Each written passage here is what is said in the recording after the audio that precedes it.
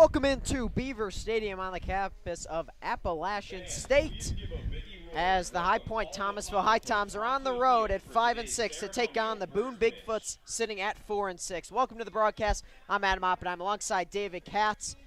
David, the HiToms are in desperate need of a win after losing by 10 in 7 innings yesterday. Yeah, they are, and that 17-7 loss is one that's most definitely still lingering on the minds of all of the guys in the dugout, especially manager Sean Stevens. One of the biggest things the HiToms have been looking forward to all year are some big Power 5 arms, some big mid-major arms, and they finally started to roll in as tonight Cam Paget out of UNC will get the ball to get things rolling here in Boone, and a couple new arms that we might see tonight. Will Gervais out of Wake Forest is also here, so a possibility the HiToms are hoping that some elevated arms here will keep the runs down for the Bigfoots. And this offense, Adam, it's continued to roll. I mean, 7 runs last night across 7 innings. While you might have given up 17, the offense continuing to produce, showing promising signs as Juan Correa, Jacob Cozart, and Josh Karen in the 3-4-5 are the biggest names to watch today. Yeah, the HiToms have certainly done a great job hitting the ball, but the pitching staff has been the real struggle, and hopefully Cam Paget can at least help that when he's on the mound tonight. Most definitely is. We had a nice ceremony to Father's Day there, as all the fathers in the building were able to throw out to their kids who are on the Boone Bigfoots. So shout out to all the fathers out there taking a listen, especially if any of them are here playing here for the HiToms. We hope to wish you a very happy Father's Day and hoping for a Tommy's win. Absolutely. This is a big game, divisional game that the HiToms could certainly use. They're so far 0-2 against the Bigfoots. This is the second game here on the campus of App State where they play their baseball games. So now let's get you the starting lineups for the visiting Point-Thomasville HiToms. Kane Kepley will lead off.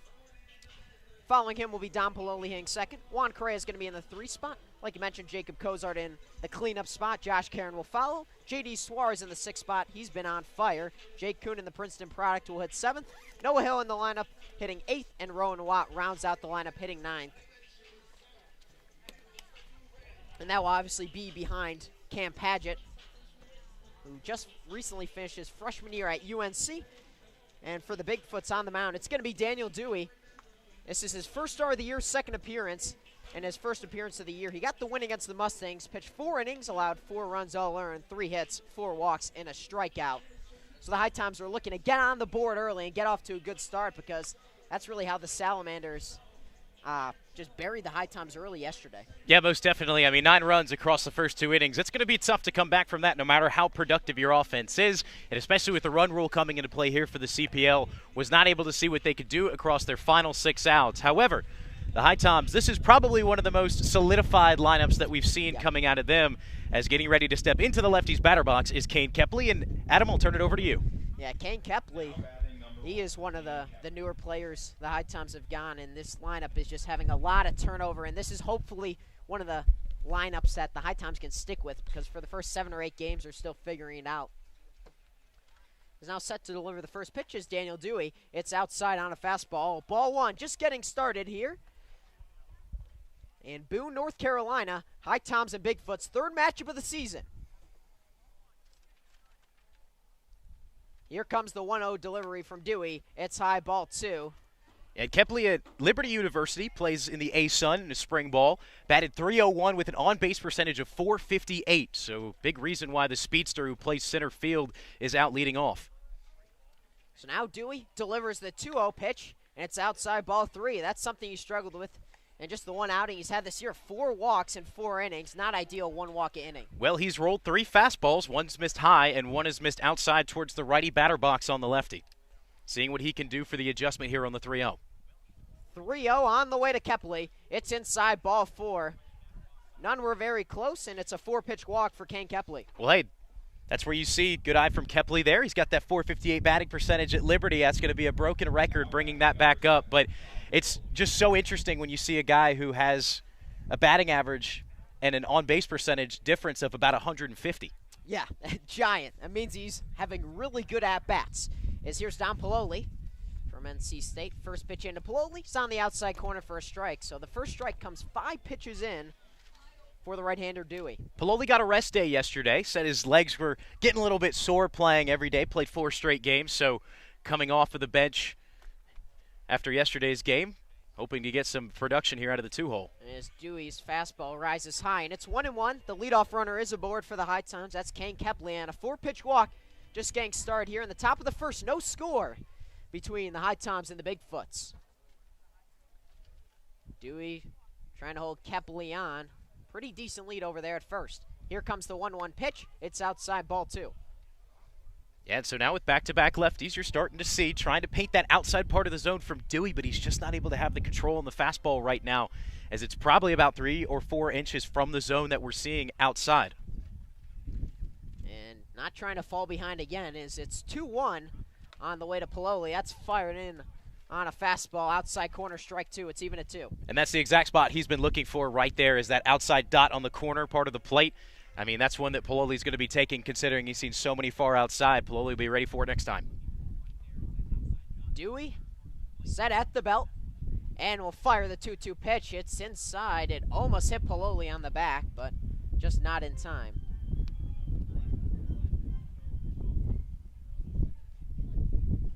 So the count is full on Don Pololi after a 4-pitch walk to Kane Kepley. Daniel Dewey in some early trouble.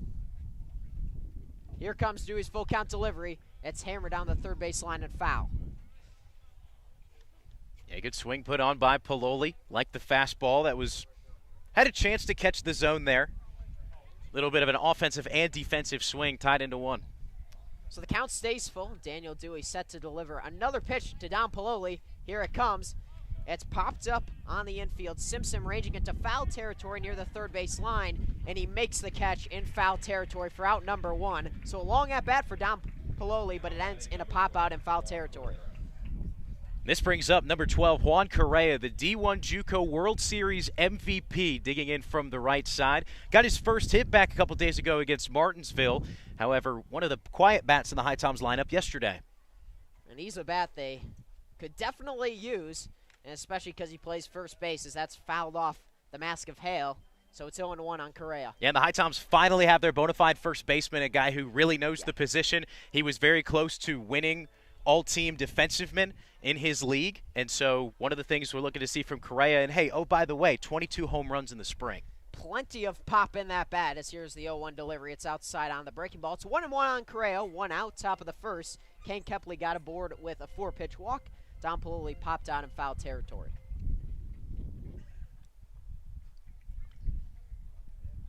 Dewey set at the belt. 1-1 on Juan Correa. Here comes the pitch. Swing and a miss, strike 2. Blew a fastball by him. That was a pretty much mano-a-mano. I'm going to give you a fastball middle. We're going to see if you can catch up to it. And Correa didn't seem like he was sitting that type of a pitch, maybe looking for a breaking pitch moving towards the outside, but shortens the swing up just a little bit, takes a step back in the box, and he's ready for the 2-strike pitch. The 1-2 delivery on the way. It's outside, gets away from the catcher Hale, and Kepley will advance to second. It makes a large turn, but holds there at second base. So it's a wild pitch from Dewey, and he had a feeling Kepley was trying to think about stealing extra 90 feet. Well, most definitely. The backstop here at App State is very far behind home plate. Probably, I don't know, 25, 30 feet or so, would you say, Adam? Yeah, absolutely. It's pretty far back for a backstop, but of course, you know, collegiate baseball, a lot of the backstops are a bit deeper, I would say. So it's 2-2 on Correa. Kane Kepley on second base, advance on the wild pitch after a walk. 2-2 delivery. It's chopped on the ground. Simpson trying to charge, will fire on a first in time as Kepley advances to third, but there's 2 outs here in the top of the first. Well, a runner 90 feet away, and what is most possibly the best bat in the lineup with Jacob Cozart coming up, standing in the designated hitter position. Played his spring ball at NC State as a catcher in the DH here, getting some bats. He's here playing for the HPT HiToms for about 5 or 6 games before heading over to play for Team USA for the rest of the summer. Yeah, he is a talented baseball player and certainly on MLB draft boards. We saw him go yard yesterday. Absolutely, and you had a feeling it was coming as he takes the first pitch on the outside corner, strike 1. So Boone is in their white jerseys with green socks and green caps. HiToms in their blue jerseys, white pants, blue socks with red stripes. As that's in the dirt, rather in the turf, ball 1. It's 1-1. We do have turf here at App State. Adam, I don't mean to be that guy, but those are red jerseys they're wearing out there. What did I say? Navy. I said Navy. Wow. Well, it's definitely not Navy, I can tell you that. I do know my colors well. I guess not that well. They got those shiny red tops on with the white pants. It looks pretty clean. Here's the 1-1 pitch. It's inside, ball 2 on Jacob Cozart. 2 outs. Kane Kepley on third. He walked in the first plate appearance for the HiToms, advanced to second on the wild pitch, and advanced to third on the ground out by Correa. And that's where we are now. Top of the first, no score. 2-1 pitch to Jacob Cozart, swing and a miss, strike 2. Out ahead on the breaking ball. And now let's get you the Boone Bigfoots defense. From left to right in the outfield, McDermott in left, Lewis in center, Bass in right. Across the infield from third to first, Simpson, Vasquez, Amasquita, and Navarro at first base. Behind the plate, it's Blake Hale, and on the mound, Daniel Dewey, who's set to deliver his 2-2 pitch to Cozart. Swing and a miss, strike 3, a drop third strike, tagged out, and that ends the frame. HiToms strand the leadoff walk, and Kane Kepley at third. We get to the bottom of the first. No score between the HiToms and the Bigfoots.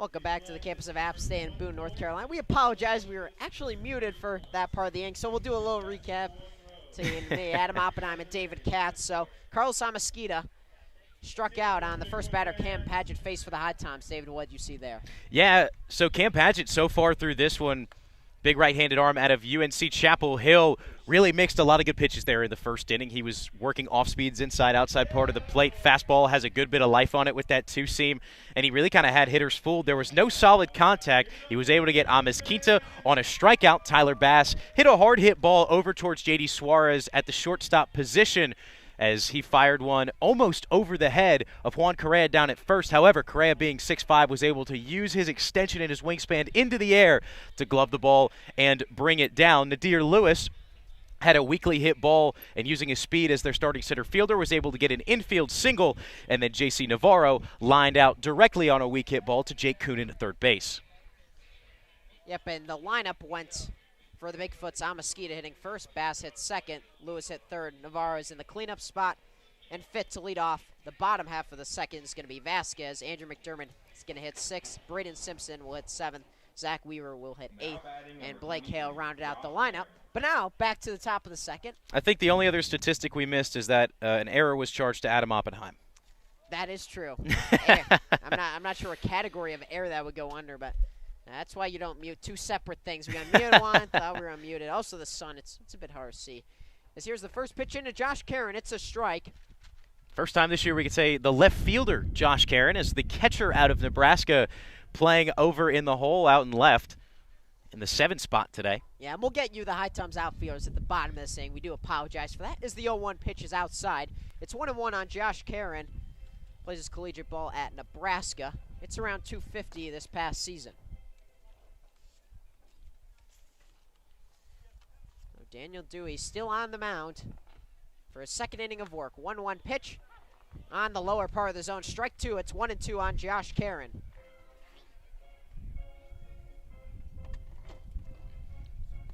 And due up in the rest of this inning for the HiToms. Karen currently at the plate. J.D. Suarez on deck and Jake Coonan to round out. Here comes the 1-2 pitch to Josh Karen. It's outside, ball two.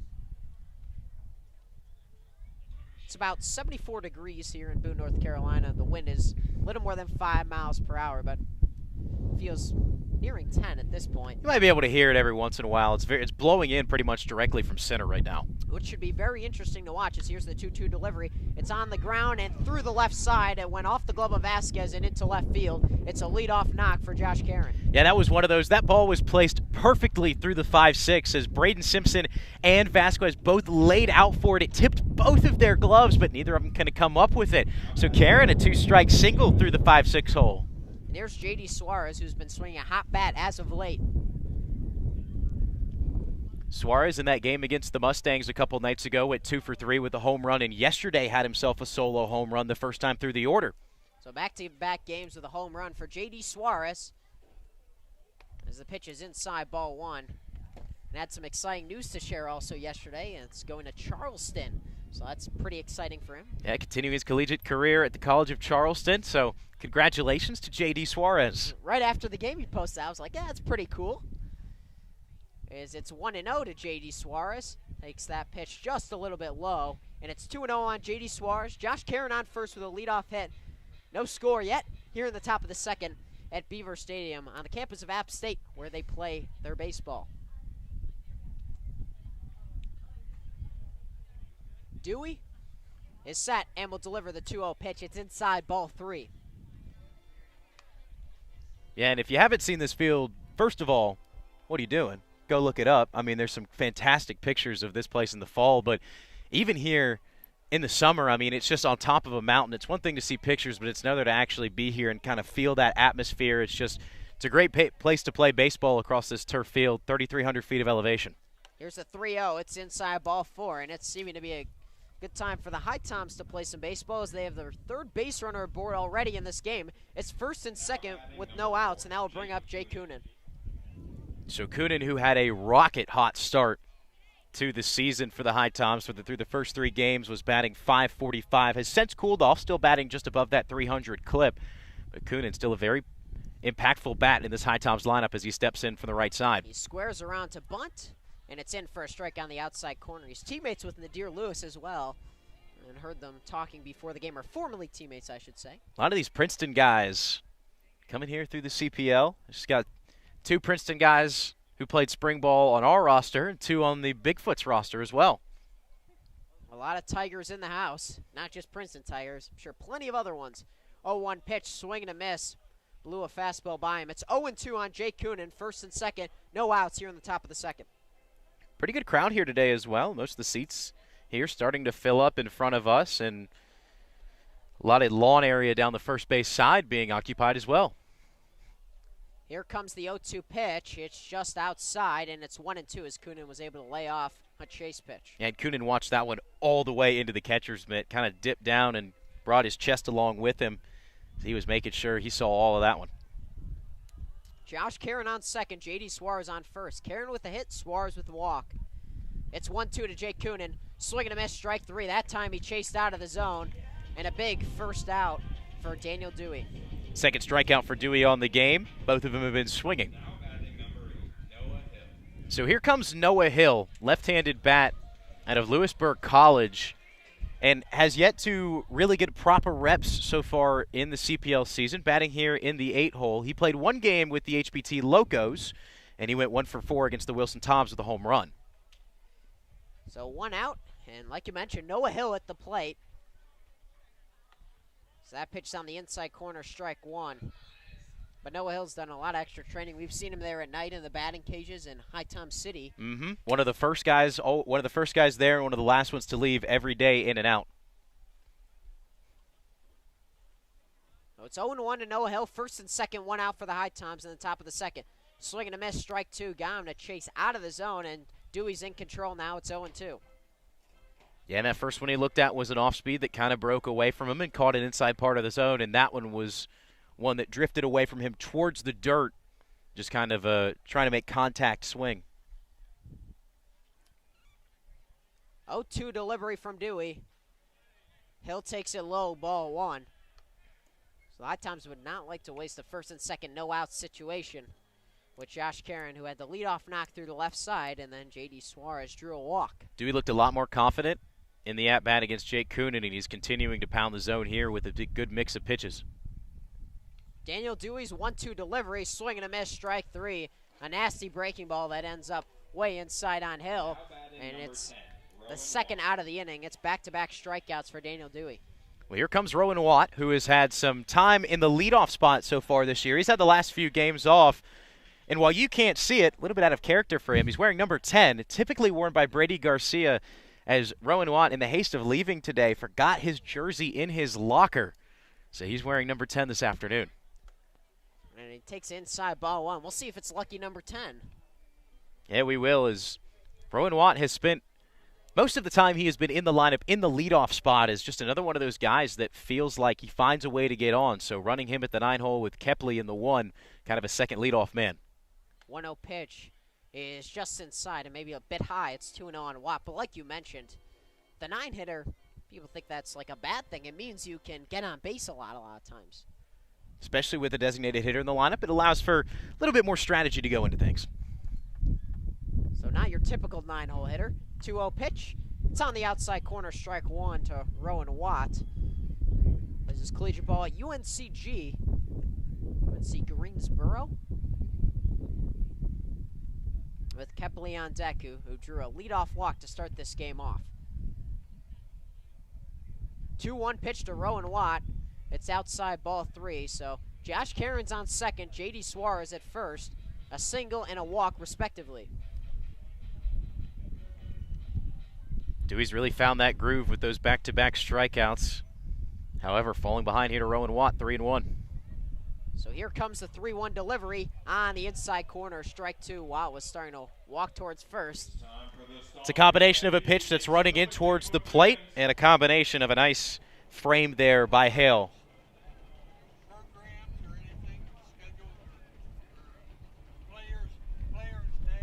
There might be some at the entrance, but I'm not sure. Here's the full count delivery, ball 4, it's a walk. If there weren't any at the entrance, I'm not sure. So, then I'm not sure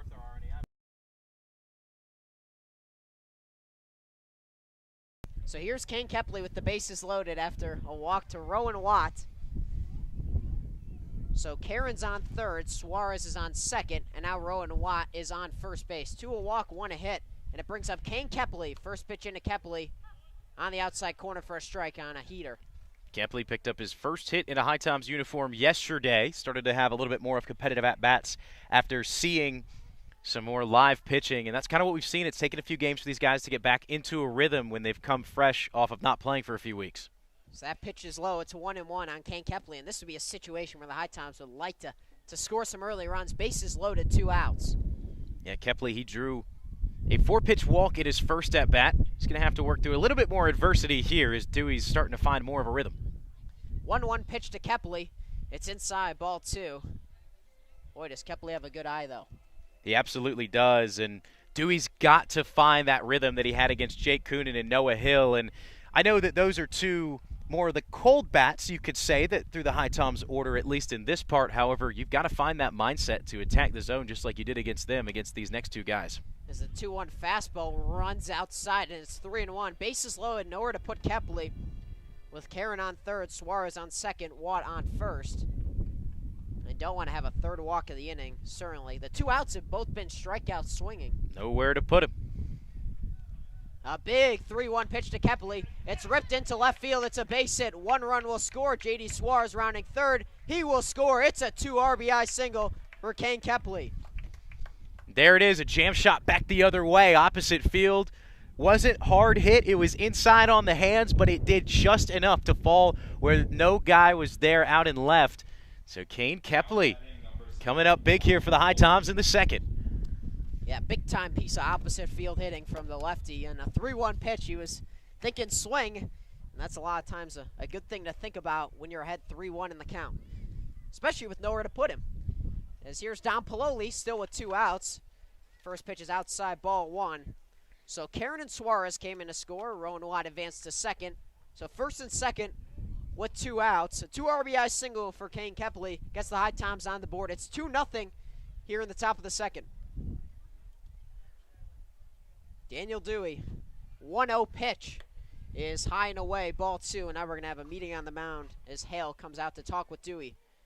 2-0, 2 outs, top of the second. First and second for the HiToms.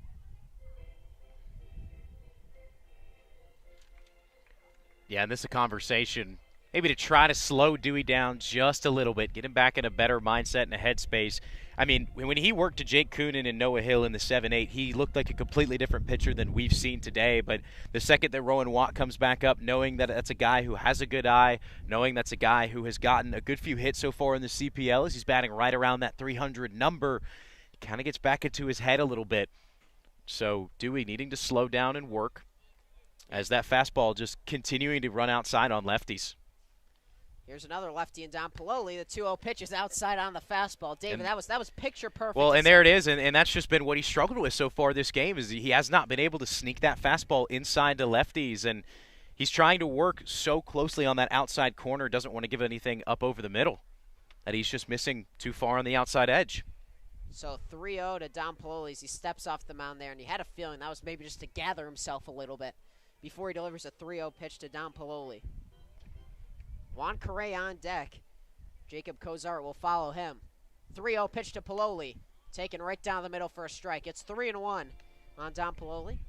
Plays his collegiate ball at NC State. And this was my thought when it was a 3-1 count on Kepley. Maybe don't swing. I mean, he hasn't really shown you anything near the zone. 3-1 pitch. He is swinging. He hits it into the right center gap, giving chases Bass and Lewis. Lewis will make the catch out in right center to end the inning. Held up a lot longer than both of us probably expected as that retires the side. But Kane Kepley gets the HiToms on the board. A 2 RBI single, the HiToms lead 2-0 over the Bigfoots as we head to the bottom of the second inning. You're listening to HiToms Baseball on the HiToms Radio Network.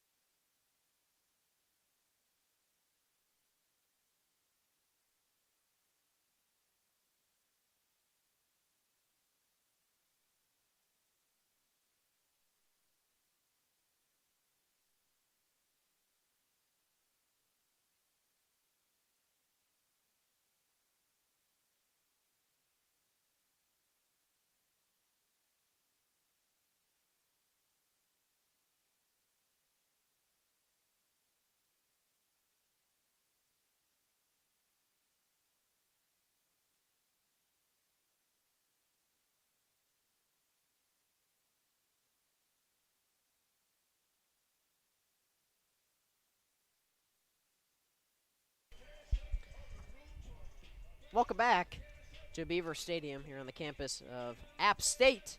As Jalen Vasquez will lead off the bottom of the second inning for the Bigfoots. Cam Paget on the mound for his second inning of work. First appearance so far for the HiToms. Just got in a couple days ago as that pitch is inside, ball one. It looked like Noah Hill got a little bit crossed up there. He was set more towards the outside of the plate, and that one was a fastball that ran inside, so ends up rolling all the way to the backstop as Hill couldn't get a glove on it. But no meeting on the mound, so we'll stay 1-0, and the pitch, it's low, ball two. Very similar spot, but Hill looked a little bit more ready for that one as it hit the turf. 2-0 with Jalen Vasquez in a hitter's count. Here's the 2-0 pitch. It's way inside, and it's 3-0. Outfield shaded fairly regularly. It's 400 to dead center here, 330 down the lines, and about 375 to the gaps. It's a fairly symmetrical field all the way around here in Boone. Here's the 3-0 pitch to Vasquez, taken right in on a fastball right down the middle. And like we had mentioned, Josh Caron, usually a catcher playing left field. Kane Kepley starting out there in center for the HiToms, who delivered the 2 RBI single. 3-1 pitch is blown by Vasquez on a fastball. And Dom Pololi closing up things in right field.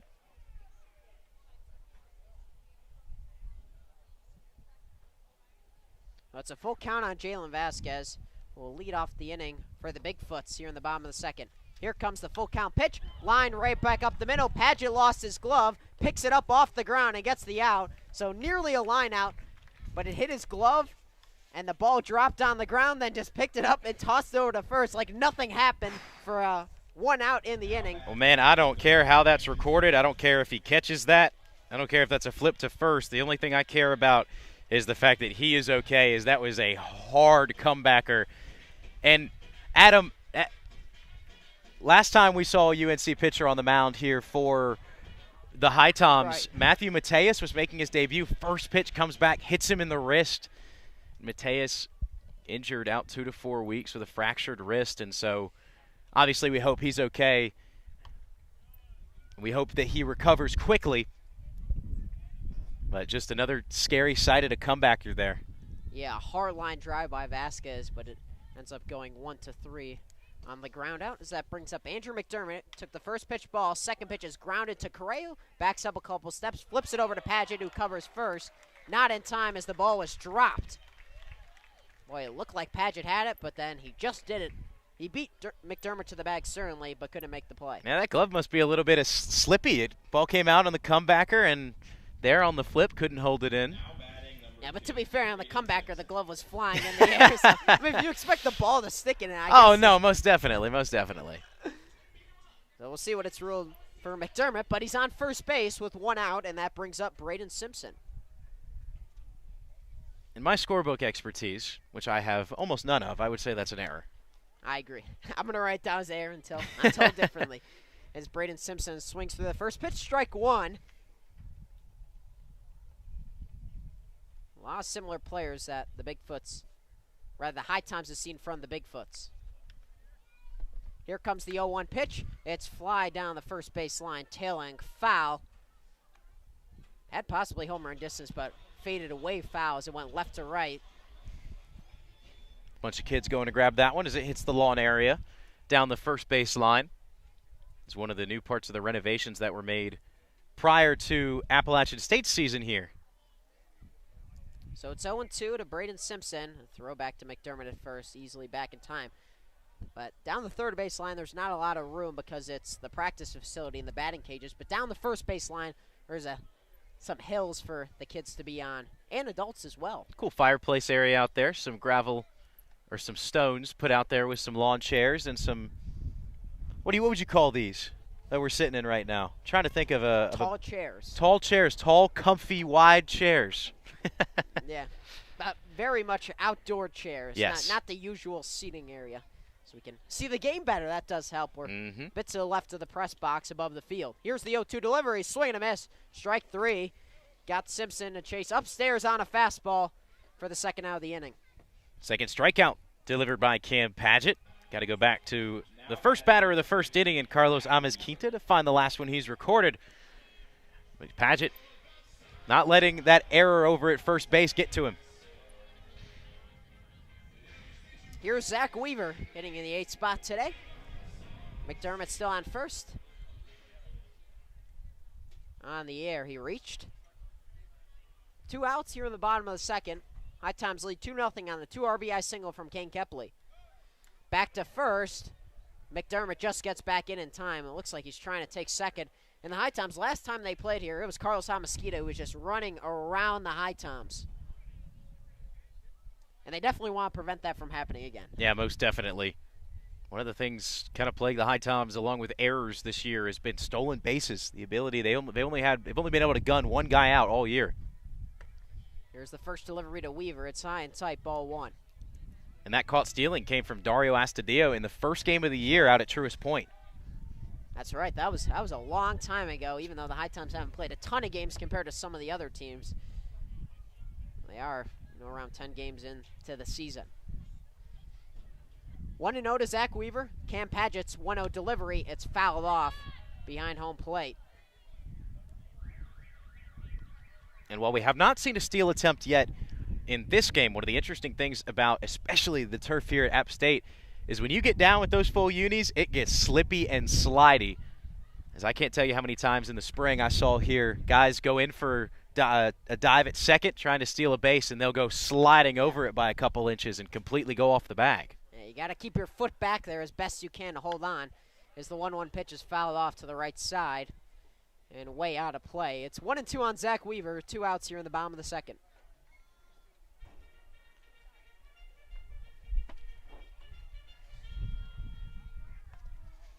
Both these teams lost in 7 innings yesterday, both by 10 runs, so one of these teams is going to be going home or staying home feeling a lot better about themselves. They're hoping they can go more than 7 today as well.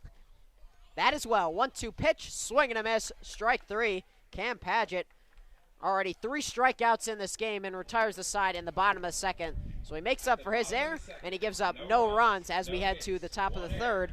With the HiToms leading 2-0, you're listening to HiToms Baseball on the HiToms Radio Network.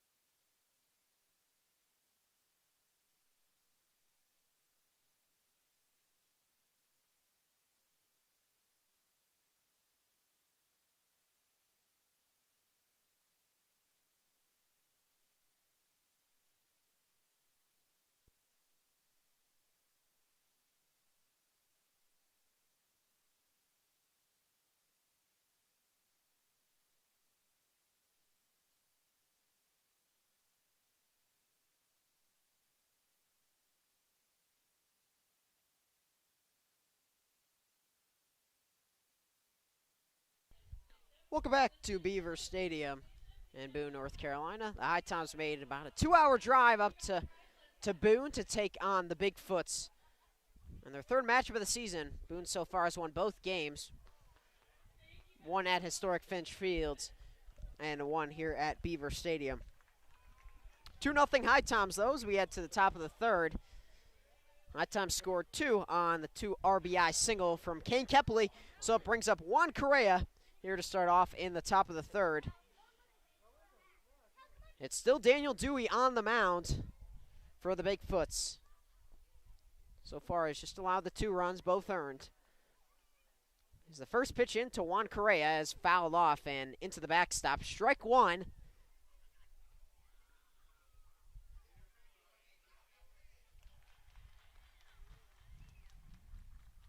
Oh, 0-1 on Juan Correa. Third game as a HiToms so far. Here's the 0-1 pitch. Swing and a miss, strike 2. Out ahead on the breaking ball. Got a piece of it, but went into the mid of hail. So Dewey's ahead 0-2 on Juan Correa.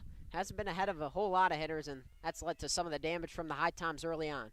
The 0-2 delivery, it's lofted into center field, and the Deer Lewis takes a couple steps back into his left and makes the catch for out number 1. So a fly out to center for Juan Correa, and that brings up Jacob Cozart, who struck out his first plate appearance. 1 out here in the top of the third. 2-0. HiToms lead the Bigfoots.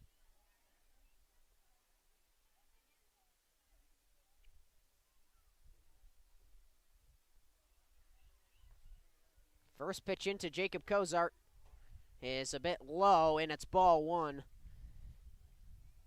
HiToms, like David mentioned, only have him for a few games, maybe a little more than that, a handful of games before he goes on to play for Team USA. So we'll use him now wisely, because that's bounced in the turf. It's 2-0 on Jacob Cozart. In his first game with the HiToms, hit a home run yesterday, but unfortunately wasn't enough because the HiToms gave up a lot of early runs and ended up dropping the game 17-7 in 7 innings. 2-0 pitch to Cozart. Swinging and rips it through the right side. It's a base hit for Jacob Cozart. A no-doubter through the right side on a line, and the HiToms have a runner aboard. Watching a lot of swings he took in BP yesterday at historic Finch Field. He was hammering a lot of those pitches on a line just like that through the right side. So that brings up Josh Karen, who had a base hit his first at-bat.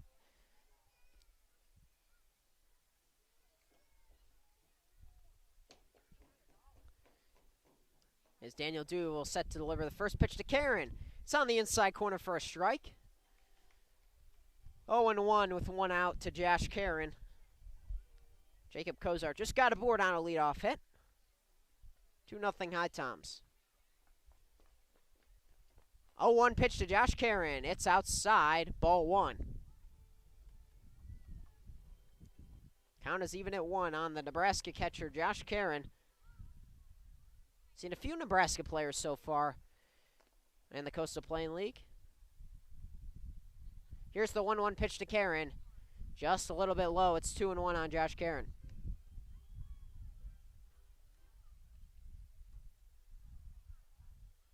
At .256 this past season. 11 doubles, 7 home runs, 29 RBIs. So certainly has some power in that bat. 2-1 pitch to Karen. On the inside corner, painted for a strike. It's even.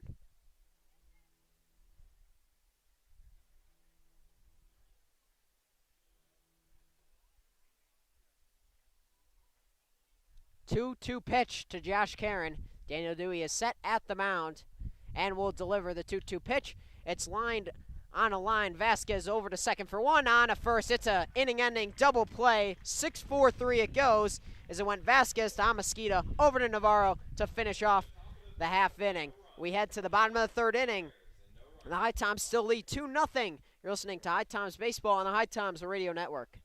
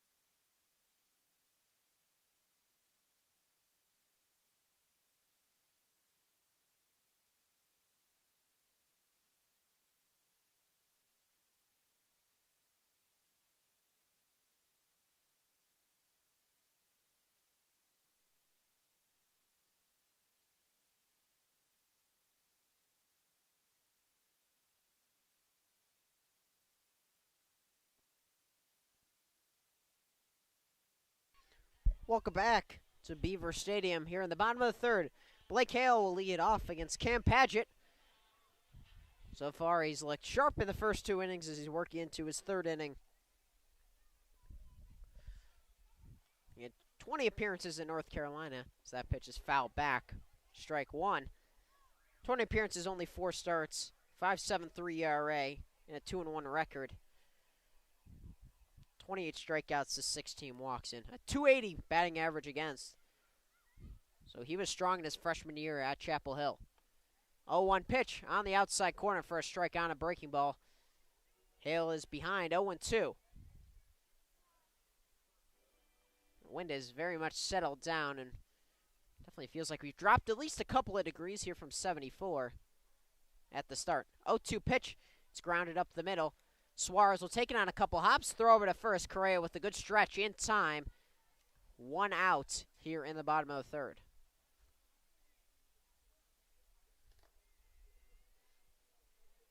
So that brings up the top of the lineup and Carlos Amasquita, who's been the leadoff hitter for Boone most of the year, especially when the HiToms have seen the Bigfoots.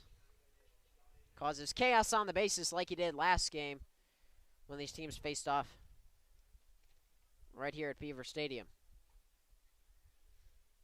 1 out, and Cam Paget's first pitch to Amasquita, swing and a miss, strike one. Paget's been in control in this game. He has looked very sharp from the start for the Tommies.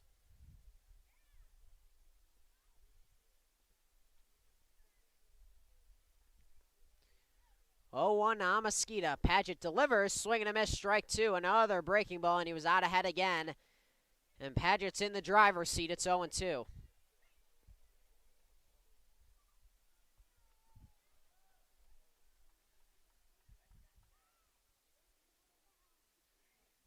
Oh, 2 delivery. It's bounced into the turf and back onto the net. Ball 1. 2-0 HiToms on the 2 RBI single from Kane Kepley when the bases were loaded in the top of the second. That's all the scoring we've seen so far. Cam Paget has just allowed 1 hit and 1 other base runner on an error he made, but then struck out the next 2 batters. So the 1-2 pitch is just inside. It's even at 2.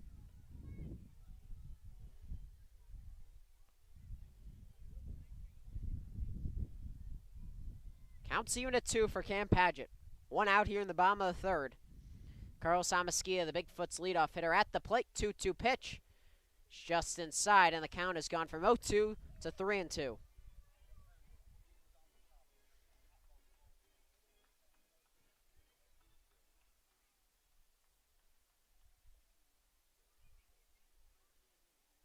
Now I want to put Amasquita on.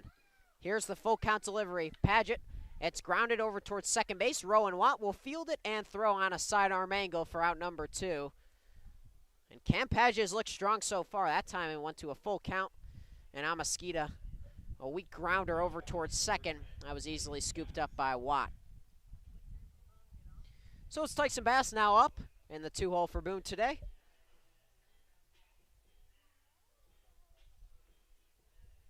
One of the stronger starts we've seen from a HiToms pitcher, if not the strongest, if he can get through the first 3 here.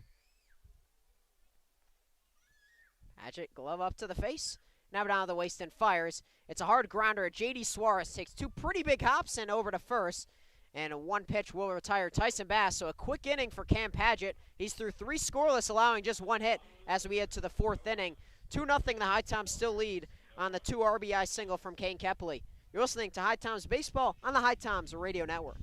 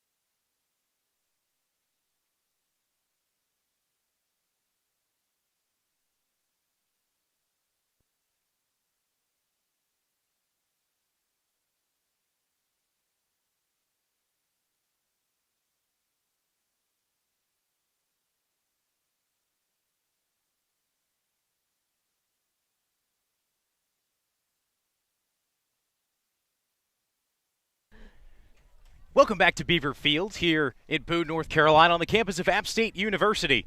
As we are set to start the top of the fourth, first pitch home to J.D. Suarez is a called ball on the inside part of the plate.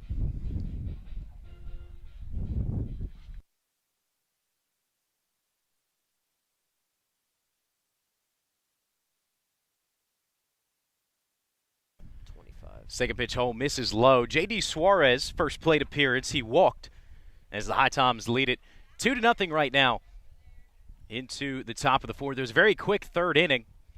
Glad to be back on the broadcast here through 4, 5, and 6 as there's a called strike that rings on the inside part of the plate. So all fastballs have been delivered so far out of the hands of Daniel Dewey. Yeah, working into his fourth inning of work. He's done a good job for the HiToms, even though he's allowed some runners to get on. Suarez pops one up out towards right opposite field. It'll stay in play. Not having to move too much is the right fielder, Tyson Bass. He'll take 3 steps to his left and make the play for out number 1. A little bit of a pitcher's duel we've gotten here. David, you were just at field level. Cam Paget, he has looked very strong through 3 innings. He looks even nastier down there at field level, being able to take some pictures. And the HiToms, they've got a few little rituals going on down there. They're taking a page out of Oral Roberts' book, doing some gummy worms after hits. First pitch home to Jake Coonan is a rocket down the left field line. Will it stay fair? It will not. It was well out of here, but it just drifts into foul territory as that one was over the height of the foul pole down off the 330 line and left. Now that ball was crushed, and Coonan knew out of the box that was either a home run or it was foul. Well, it's a long, loud foul ball, so the 0-1 righty-righty matchup here. Coonan lays off a fastball that misses outside. So 1 away for the HiToms as J.D. Suarez' first plate appearance flew out to Tyson Bass in right field. Currently sit with a 1-1 count. Dewey, big sigh, now delivers. Coonan, he'll pull this one over towards the shortstop. Fielded by Vasquez, flips over to first, and it will be a 6-3 put out to J.C. Navarro and 2 away. Now batting number 8, Noah Hill. So up comes the 8-hole hitter, number 8, Noah Hill, struck out in his first plate appearance, and his first appearance for the HiToms as a starter behind the dish. As Dewey really had both Hill and Coonan fooled the first time they come to the plate. That one misses the glove of Hale inside. Noah Hill having to get out of the way as it rifles to the backstop. I was about to make the point with Coonan. It's crazy how much another plate appearance can change how you see the pitcher on the mound. And with Dewey, he looked a lot more comfortable, even though he grounds out to short. He hammers one down the foul line, and he was looking silly his first plate appearance. So Dewey ready to get back to work, kicks and delivers, and that one's fouled off against the screen behind home plate. Bigfoots put on some theatrics here. Every time there's a foul ball, one of the players runs out and will slide on it, get back up, pop up like there's a runner going towards second. It's a good way to practice sliding. A lot of fun at summer ball too, man. Dewey readies the 1-1. Noah Hill swings through it. Couldn't catch any barrel, so now 1 ball and 2 strikes with 2 away. The HiToms leading it 2-0 after 2 runs come across in the second inning via Kane Kepley's single. It's the only action we've had so far. The Tommies have 3 hits. The Bigfoots have 1. The 1-2 home to Noah Hill. It'll be fouled off a little bit more in the direction of the field of play, however, still over the Bigfoots' dugout down the third base line. And this is a chance for Noah Hill to showcase some of his skills because that catcher position is loaded for the HiToms. And these spots right here, you know, it's only 4 or 5 at-bats, but it can earn you a lot of playing time through those at-bats. He's really looking to prove himself here. We'll try the 1-2 again, and Hill in front of it this time down the first base line. So another foul ball. That one a little bit more inside on the hands. I mean, you know your catcher position is good as when you're putting one of your usual catchers starting in left field. Yeah, I mean, if you look at the depth chart right now, how the HiToms sit, they have 6 catchers on the depth chart as Noah Hill rings another fastball. So a lot of fight here from the freshman out of Lewisburg. And it doesn't mean you need to get a hit every at-bat, but if you can show you can battle at the plate, fight off pitches until you get the one you want, and hit something hard into the field of play, it can show a lot to head coach Sean Stevens. Well, it was a 4-pitch strikeout in his first plate appearance, and this one pushing a lot further here, but Noah Hill swings and misses. Daniel Dewey able to get the best of him. And so that is how we end the inning. HiToms leading 2-0. We'll see what the Bigfoots can do when we come back for the bottom of the fourth. You're listening to HiTom Radio here from Boone, North Carolina.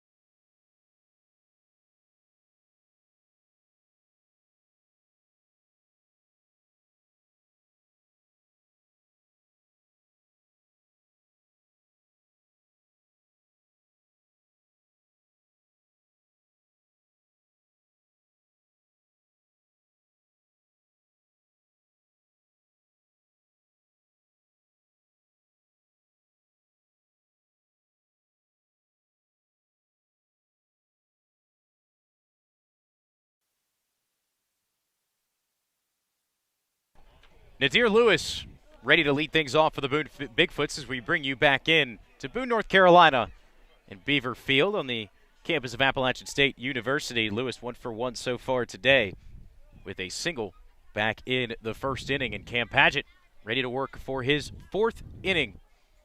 As the righty kicks in, delivers, Nadir Lewis puts a charge into this one out towards the gap in right center. That ball will be off the top of the wall. Kepley fires one in, but Nadir Lewis will be standing in at second. It's a stand-up double for the Bigfoots, so a runner in scoring position with nobody away, and a big way to get things started for one of the hottest hitters in the CPL.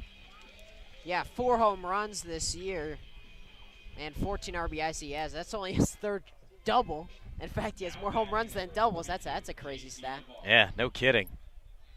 It's a dangerous part of the order. The 3-4-5 are what we're due up to start this inning, as it's the cleanup hitter playing first base in J.C. Navarro. Lined out to Jake Coonan over at shortstop, his first time up. HiToms lead it 2-0 after 2 runs come in the second. Big swing and a miss there on the first offering from Cam Padgett. Yeah, and now both hits for the Bigfoots off the bat. Nadir Lewis, a single and a double. And Padgett only had 42 pitches as well. And that ball needed another foot or two under it to be off the top of the wall. It almost hit the yellow on the padded wall out in right center. Here comes the 0-1, and it runs too far inside. J.C. Navarro gets clipped in the back. It's a stolen bag for Nadir Lewis, as him and Jake Coonan are elbowing each other down there, former teammates out at Princeton. Yeah, Nadir Lewis was taken off for third and easily would have made it. The hit by pitch puts a runner on first, but it forces Nadir Lewis to walk on back to second. But going back to his double, it was such a smart play by Ken Kepley to realize he wasn't going to get to the wall, so to play it off the wall. Otherwise, that was probably a triple. Yeah, if Kepley tries to get back and plays for the catch, and he does not get there to it, I mean, that's a dangerous situation with how fast Nadir Lewis is. So it brings up the shortstop, Jalen Vasquez, a ground out to Juan Correa over at first, his first plate appearance. Padgett sets for the belt, delivers, and fires in a strike. So the count will start 0-1. Nadir Lewis standing on second. J.C. Navarro standing on first. Bigfoots, first real time they've had a big opportunity to strike. Swing and a miss, 0-2 count quickly as Padgett has now run in a strike looking and an off-speed swinging. He's had a lot of Bigfoots players hitting off balance today, which we haven't seen from the first 2 games against Boone.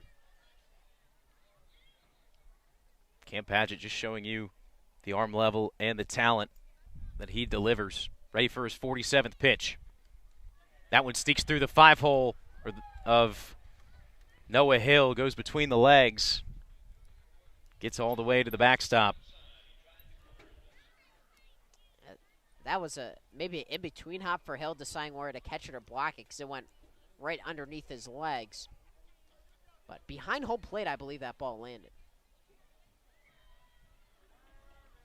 So now the count 1-2. Runners move up. So Nadir Lewis now 90 feet away. Navarro out on second. No outs in the inning. Cam Paget readies from the belt, kicks and delivers. This one is put into play out towards the left field line, but it'll be drifting into foul territory. If it were to have been in fair territory, it would have gone for a bloop single. However, about 10 feet too far to the left. But that pass ball / wild pitch was pretty big because instead of first and second and an opportunity to get a double play's not in order, and it's second and third, and anything to the outfield will probably score 1 for the Bigfoots. Yeah, I feel like it's got to be ruled a pass ball. I would agree with that. So now ready for the 1-2. Paget looks over to Lewis, now delivers. It misses outside. Hill kind of having to range over to make sure he can glove it. And I think the thing is, if you're Jalen Vasquez, you have a feeling Paget's trying to go for a strikeout pitch here, which means chase out of the zone a lot of the time. 2 balls and 2 strikes on Jalen Vasquez. 2 runners in scoring position to the Bigfoots with nobody away here in the bottom of the 4th. The offering, Juan Correa thought he had a glove on it, didn't move, and the ball spins away from him. 2 runs will come in to score. It goes all the way to the wall and right. It's a stand-up double for Jalen Vasquez, and we're tied 2-2. I mean, that ball was absolutely ripped, and Juan Correa, it was just his initial reaction was too late, and that's all it took for the ball to get by him. That was a rip by Vasquez, and now the game is tied after Paget's looked so strong, and now you're not sure how much longer he's going to go, even though he's only at 48 pitches, which isn't bad at all. No, it is not. However, just depending on the mind state of Paget, again, one of those situations where when you take a couple weeks off before coming in to play summer ball, let your body rest a little bit, sometimes you can fall out of that groove that when you were grinding in the spring, you were kind of notched in. And so doesn't look like, from our vantage point, kind of hard to see into the bullpen with some of the signs that are up. There does look like there is an arm throwing. Can't tell with what intensity. It will be a left-hander coming into the game for the HiToms. I think that's Ryan White down there, if I see correctly. Looks like his motion from what I've seen, but certainly a left-hander warming up down there. It'll either be Ryan White or A.J. Wilson when I talked to pitching coach Eric Owen down in the dugout. That was the insight he was able to give me. So we'll make sure to keep an eye on that. However, an arm is up and throwing in the HiToms bullpen. So with nobody away, it's Andrew McDermott. Righty on lefty matchup. McDermott, first plate appearance, reached on an error. He'll watch the first one go by, and it's an off-speed, called for a strike. Jalen Vasquez tied this game just a few moments ago. A stand-up double, bringing in both Nadir Lewis and J.C. Navarro.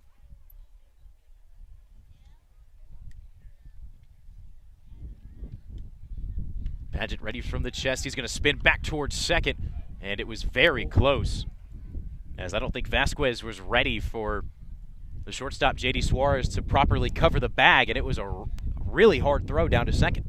And he almost slipped off the bag as well. That was a very close play, and Suarez was smart to hold the tag on Vasquez.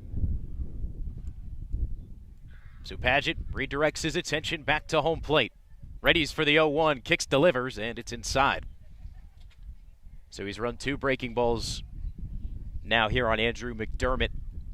1 for a called strike, 1 misses, and Noah Hill got crossed up again, so they're going over. They'll have a meeting on the mound just to make sure that all the signs are in order. Very quick meeting as Noah Hill already back, getting into the ready position behind the dish. J.D. Suarez playing pretty much right behind second base. Rowan Watt and Juan Correa both on the outfield turf.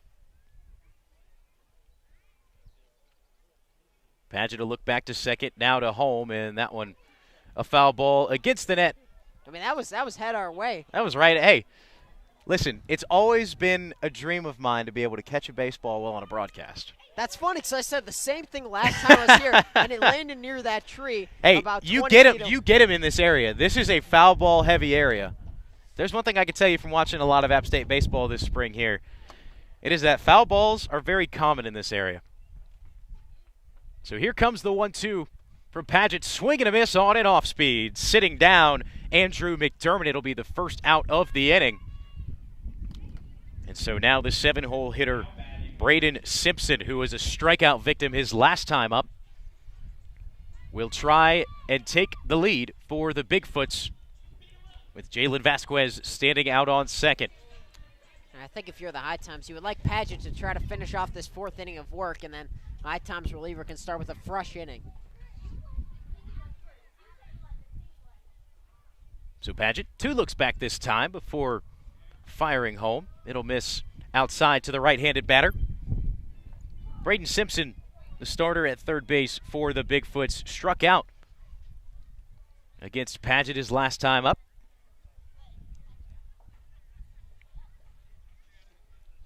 So these next 2 outs, big for the Tommies, as that'll be a ground ball down the third base line and foul.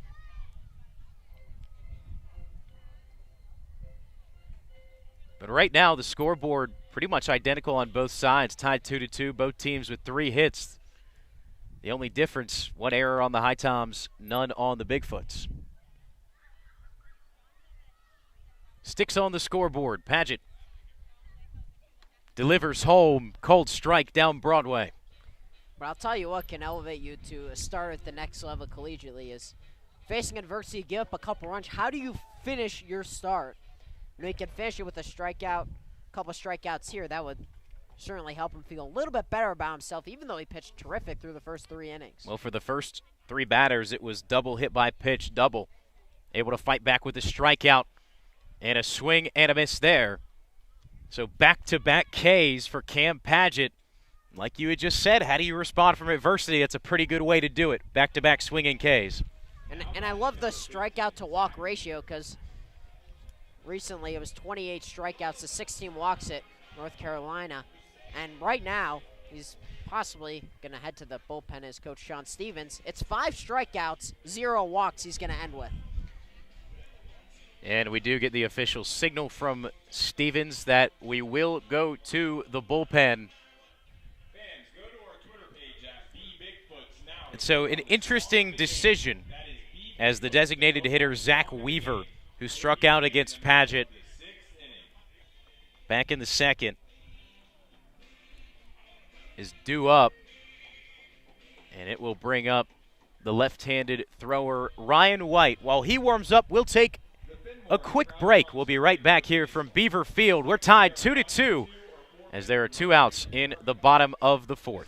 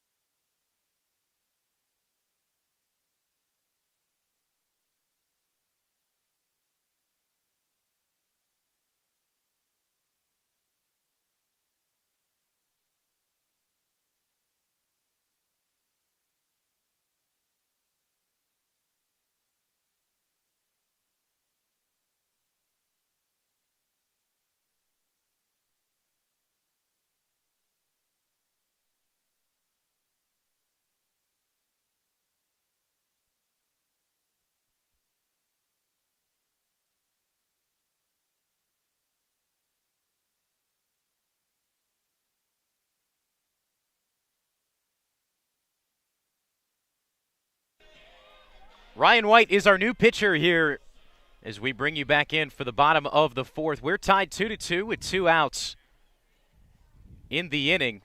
Runner standing out on second base for the Bigfoots. It's the go-ahead run as Zach Weaver digs in the 8-hole. And the first pitch delivered by Ryan White misses inside. Interesting decision here from Sean Stevens, as instead of electing to go with the righty-righty matchup, keeping Padgett on the mound for the last out, he goes to the lefty Ryan White. So it'll be a lefty-righty matchup for the designated hitter, Zach Weaver. White sets at the belt, kicks and delivers, and a fastball runs too far inside. This is his 4th appearance on the year for White. 4 innings pitched so far, and has allowed no earned runs, just 1 unearned run, 5 strikeouts, 3 walks, 3 hits. So Ryan White, no stranger to being put in a situation like this with 2 outs in the inning. It's now his 3rd time coming into an unfinished inning with 2 away. However, he's fallen behind 3-0 here now to Zach Weaver after a breaking pitch missed at the shins.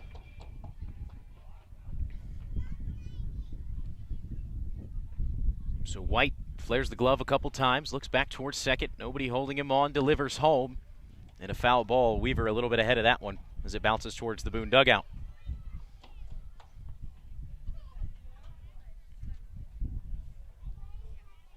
So the wind continuing to pick up just a little bit. It was fairly calm at the start of the game, and now blowing what feels like directly in from center.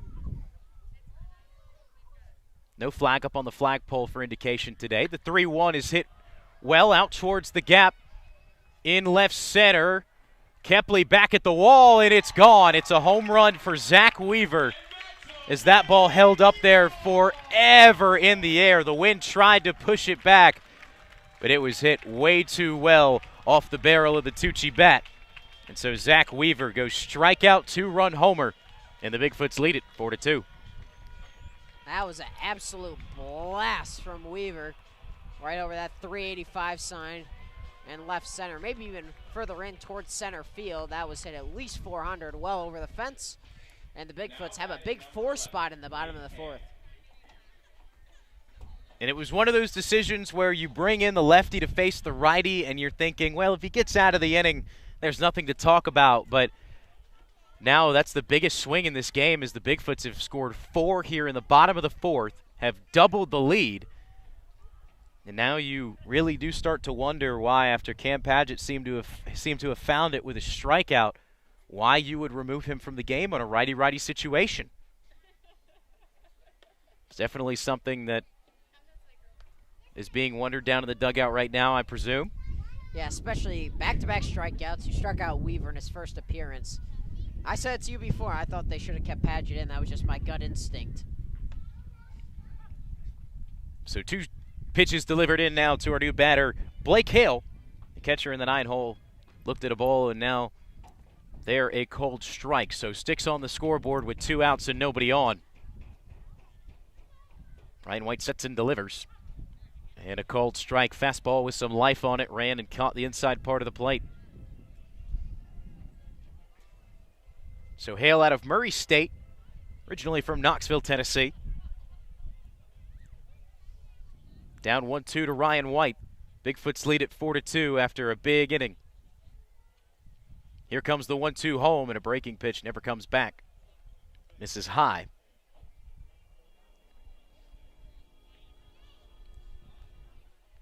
So an even count at 2 balls and 2 strikes. Defense shaded pretty much symmetrically on both sides. White delivers home, and it's too far away. So now back-to-back balls issued, full count. And you're really hoping the Tommies can close this one out in the bottom of the order here. You don't have to see Amos-Quinta for the 3rd time.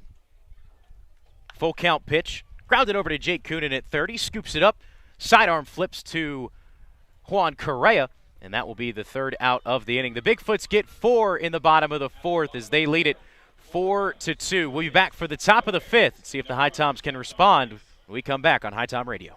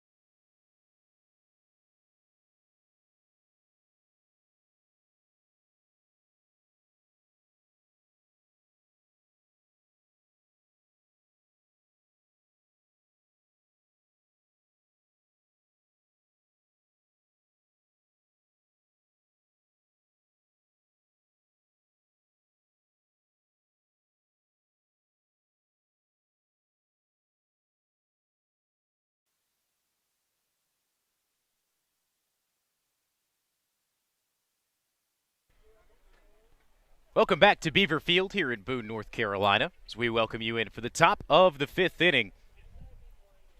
The second baseman, Rowan Watt, watches the first one go by for a ball out of the hands of Daniel Dewey. And so it'll be 9-1-2 due up for the HiToms. Kane Kepley standing on deck and Don Pololi in the hole.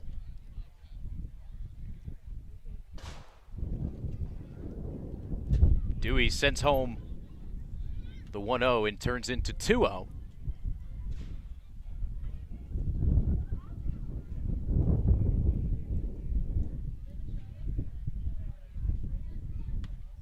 So Watt hasn't picked the barrel up off of his shoulder.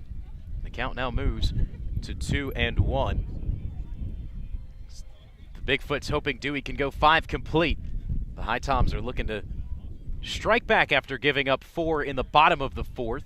Back-to-back called strikes now, so Daniel Dewey finding a little bit more of a groove here against Rowan Watt. Watt, who we've seen multiple times so far this year in the 1-hole, batting 9th today, kind of that second leadoff man. And instead of his normal position at third, he is playing second.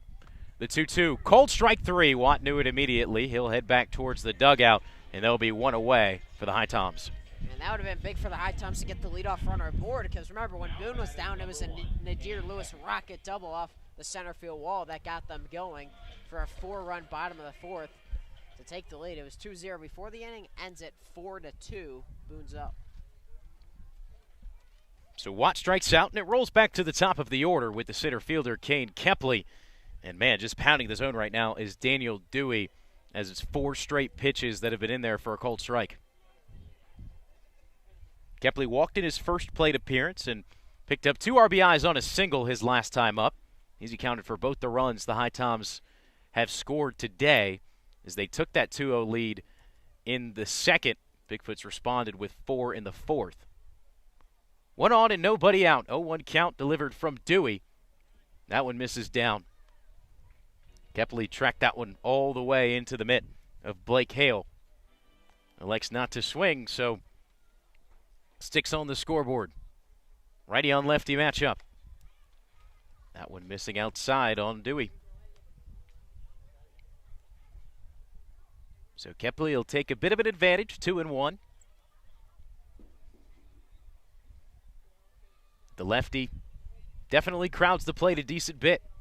Dewey's offering very nice fastball on the outside edge. It was the location that through the first 2 innings he just couldn't find the rhythm on. He couldn't find the spot. And now it seems whenever he's needed that pitch, he's been able to go back to it. He's just settled in. Here comes the 2-2. Stuck the bat out there. Just outside the infield is Vasquez as he's able to make the catch, as it sounded like that bat might have broken on contact. And we've seen this with the HiToms before, scoring and getting runners on a first few innings and then going silent. And that can happen throughout a baseball game, unless you have a big enough inning where you don't need to score the rest of the game, which rarely happens. But 2 runs is usually not enough to win most ball games, or 3 or 4. So now Don Pololi steps in, another left-handed bat for the HiToms. As Pololi in his last 2 plate appearances, 0 for 2, popped out to the third baseman and flew out to center. Ahead in the count, 1-0. Dewey fires in. That one misses high and outside. So Pololi ahead, 2 balls and no strikes. As the wind seemingly gone away here in this part of the inning. Turns on that one. It's a diving play out at second base made by Carlos Amisquinta. He gloves that one, hits the deck, and rolls it back in towards the pitcher. And it'll be the 3rd out of the inning. The Bigfoots roll the HiToms down in order. We'll be back for the bottom of the 5th here from Boone, North Carolina in just a moment.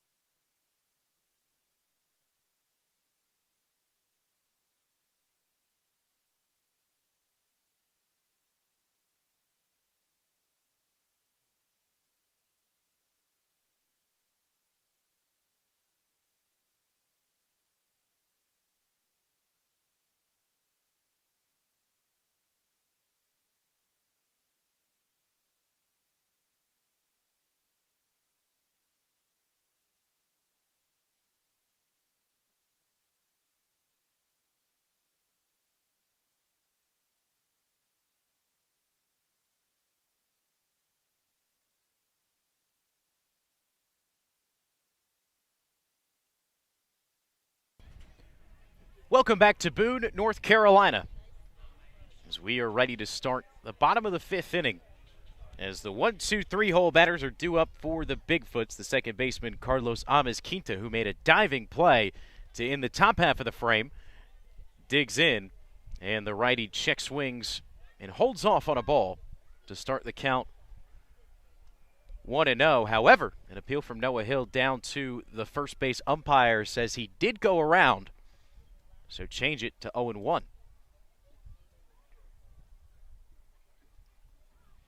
Ryan White gives a nod in to Noah Hill, delivers a fastball, and it runs low.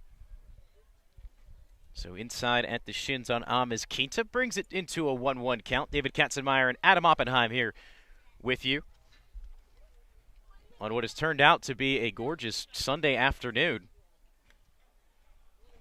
That was a breaking pitch from Ryan White. Made Quinta look silly. Brought him down to one knee. Switch hitter also pretty cool out of the leadoff spot. You see switch hitters a lot at the professional level. At the collegiate level, not as much usually. Usually just focus on the one side. But if you can hit well on both sides, why not? Here comes the 1-2, and Ryan White misses outside. Was looking for a looping breaking ball to try and clip the top outside part of the zone. However, locates it a little bit too far high and outside. Lets out a deep breath before delivering the 2-2. And it's just down. It almost looked like it was going to be a called third strike. Our home plate umpire held up his hand and nothing came out of it. So it goes for a ball. Full count offering on the way from Ryan White. And we'll do it again. A foul ball down the third base line from Quinta. Strikeout and a ground out to second to his name so far in this one. So still searching for his first trip on the base paths. And during this HiToms, a little bit of a skid. I mean, it hasn't been like a losing streak, but they haven't been great over the past, 5 or 6 games. It's never felt like they've had the momentum for most of the game. It feels like they've either had the lead or gone in a little bit late, or too late, I should say. Full count pitch again. This one's put into play over towards J.D. Suarez. 2 hops to throw off the back foot and picked it first by Correa for the out. And both those plays, both for Suarez and Correa, are made easier because of the turf. 2 hops for Suarez goes right into his glove, and then Correa catches it off a bounce. That usually doesn't just bounce right into your glove on dirt. It could go low, it could go high, and either side, right or left.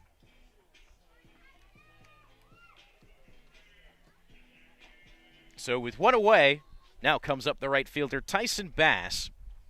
Back-to-back ground outs to J.D. Suarez at short. So Suarez, he's gotten a good workload today. He'll show bunt, and it was a very nice one, but some of the spin on it just brings it foul. If that ball would have stayed down the line, it would have been easily an infield single, as Jake Coonan was still playing his normal position down at third. Yeah, I think he tried to backspin a little bit so it could just sit there, but ended up popping it up a little more, which gives it more air and more room to spin out of play.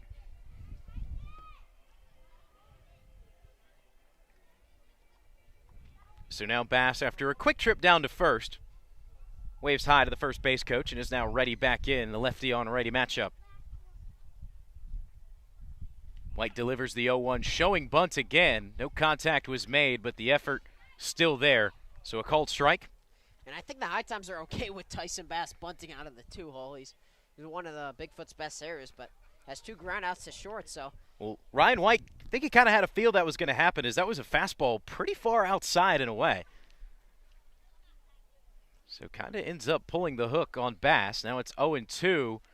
Breaking pitch locked Tyson up, but just misses the edge of the plate.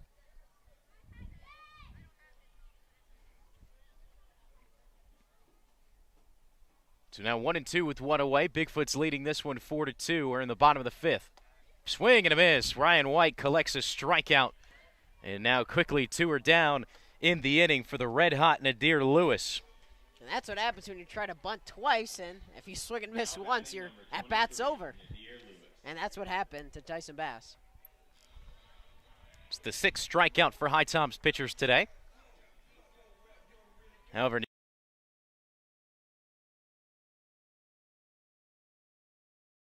you're in an HPT HiToms uniform or if you're playing in the CPL, Nadir Lewis has crushed baseballs this year as he sends that one out of play. You can kind of hear some of the stomping in front of us. A couple fans running back, trying to collect that foul ball. A young man in a Spider-Man t-shirt's able to grab it.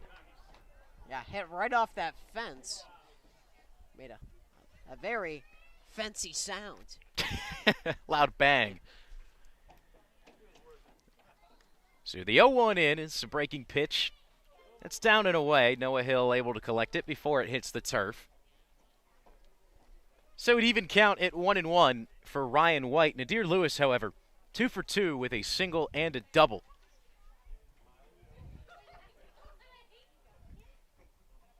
White kicks in, delivers.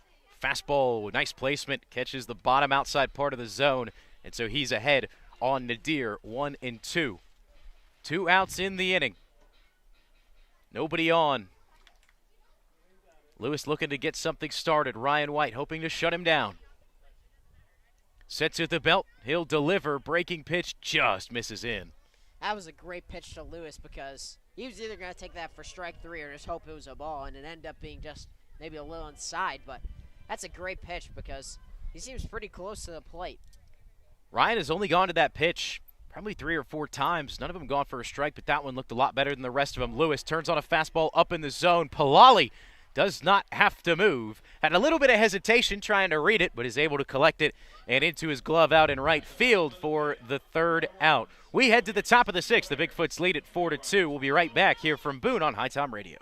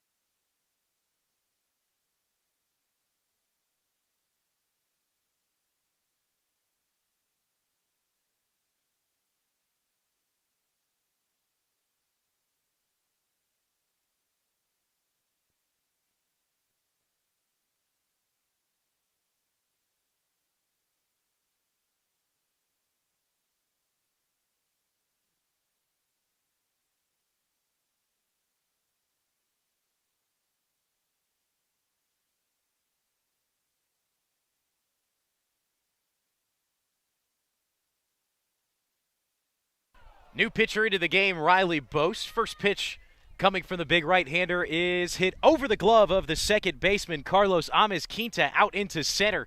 So it'll be a leadoff base hit. And the second hit for Juan Correa in a HiToms uniform. He'll improve his stat line to 1 for 3. And it will bring up the cleanup hitter, Jacob Cozart. Cozart 1 for 2 today. Struck out in his first plate appearance and improved with a base hit his second time up. Big swing and a miss there on a fastball that blew by him.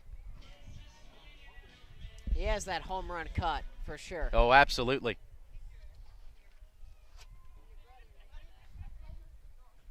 So Cozart resting the handle on his shoulder. He'll leave it there as there's a cold strike towards the outside part of the plate. So quickly down 0-2. Cozart had an impressive home run in last night's game in his first game for the HPT HiToms. So here comes the 0-2 offering, swing and a miss, 3 straight pitches, and it's another strikeout for the Boone Bigfoots. And the second on the day for Jacob Cozart. So 1 away and 1 on, as it'll bring up Josh Karen. So Karen, normally a catcher, getting the start out in left field today. He's 1 for 2.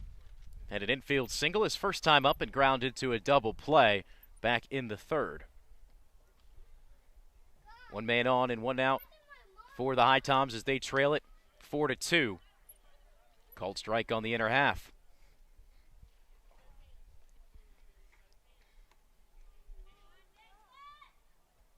So Karen will reset, taps home plate twice. Now ready to go into the windup. Comes Riley Bost. He'll kick and deliver. Check swing from Karen. He did go.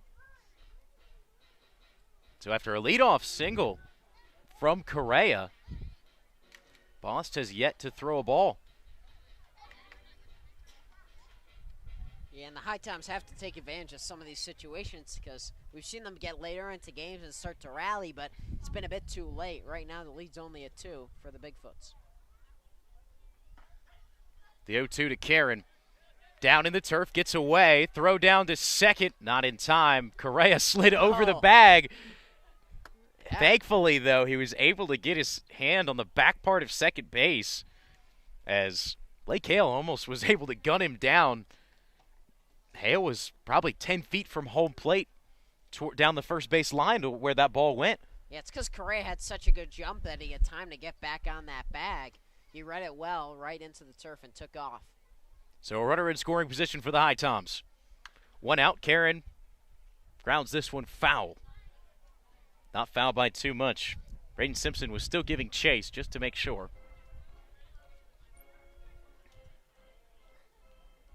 So Karen catches a piece. Count remains 1 ball and 2 strikes. Juan Correa standing down at second. 1 away here in the 6th. That one a breaking pitch that misses down and outside. So Karen picking and choosing what he's able to look at right now. That one was a no-doubt take. So an even count at 2-2.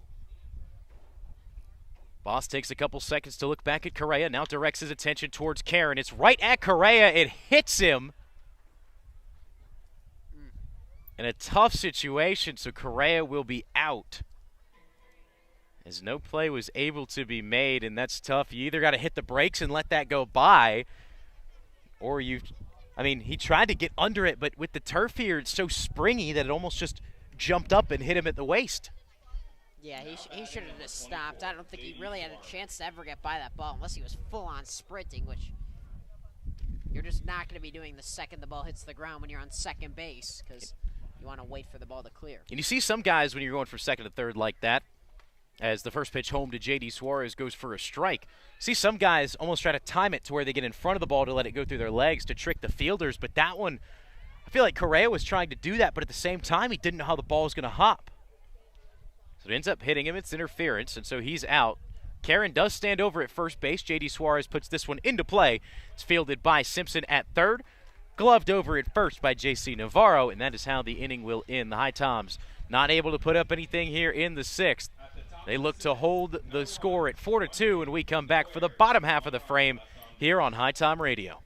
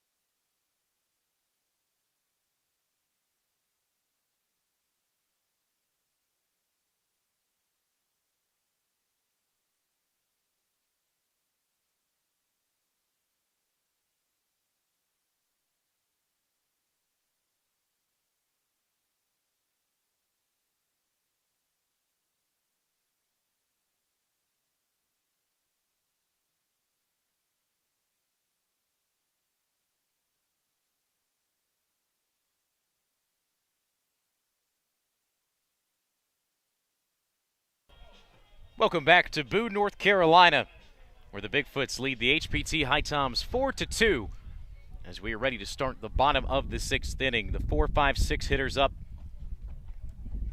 for the Bigfoots as A.J. Wilson, the tall left-hander out of UNCC, is on the mound for the HiToms. First pitch he delivers home to J.C. Navarro, goes for a ball.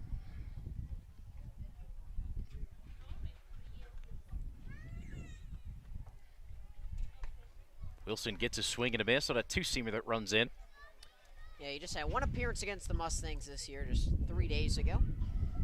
2 innings pitched, 1 run, which was earned, 2 hits, 2 walks, and 3 strikeouts. So Wilson, that being his first outing, another swing and a miss. Navarro not able to catch up to the fastball. As coming off arm surgery, only a few appearances this past year at UNC Charlotte. But looking to get those reps back in to be a solid guy out of their rotation or the bullpen, wherever they really need him from. Breaking pitch outside,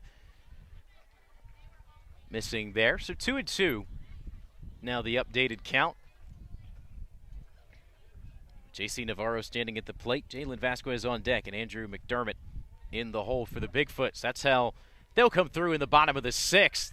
And a big swing and a miss. A strikeout for A.J. Wilson, as J.C. Navarro just unable to catch up to the fastball out of the hand of the tall left-hander. So now the HiToms have 7 strikeouts and 0 walks. It's a huge improvement to some of the talking points we've had earlier in the season. However, only 1 free pass with the hit by pitch. Other than that, the Bigfoots have done all the work with getting on base. Lefty on lefty matchup here as the shortstop Jalen Vasquez digs in. First pitch from Wilson down in the turf outside.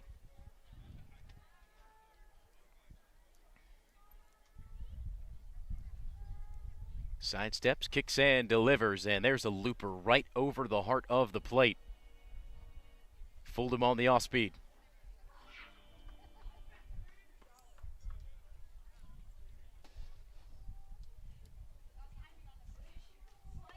Swing and a miss once again. As pulled the string there was Wilson. He went right back to the exact same pitch. And still unable to find any kind of contact is Jalen Vasquez. New catcher behind the dish for the HiToms is Jack Spike out of Western Carolina. Spike frames that one. Appeal down to the third base umpire, says Vasquez did not go. So the count now 1-2. 1 out, nobody on here in the bottom of the 6th. Boone Bigfoots leading it 4-2. Each squad has had 4 hits apiece. However, the one that mattered most for the Bigfoots left the ballpark. There's a foul ball against the screen behind home plate. Barely caught a piece of it, able to stay alive. Adam, I see you're kind of standing up in your chair there. You ready to try and catch a foul ball if one comes our way? I'm just stretching, but I will be ready, hopefully. I mean, I don't have a glove here, so it's bare hand, or I'll try to catch it. I mean, it's my one chance, really, or a few chances. Here comes the 1-2 from Wilson. Just down and away. Jack Spike did a great job of framing that to try and pull it back into the zone, but to no avail. And it looks like it's still Karen out there in left field, so I guess they'd rather have Karen out there than Spike and throw Karen back to catcher. Trying to bring another productive bat into the lineup, as that will be ball 4. So a strikeout and a walk so far through the first 2 batters. So A.J. Wilson will have to deal with a little bit of adversity now with a runner on second with 1 away. And there's the first walk of the game. 5 1/3 through. I blame you for that one. You brought up that statistic during that at-bat. I also brought it up earlier in the game, and it hasn't happened until now. Just baseball. Most definitely is. Just poking a little fun at you, Adam. So Wilson fires home to Andrew McDermott. It's a fastball that misses high and outside of the zone. McDermott, through his first 2 at-bats, reached on an error and is struck out.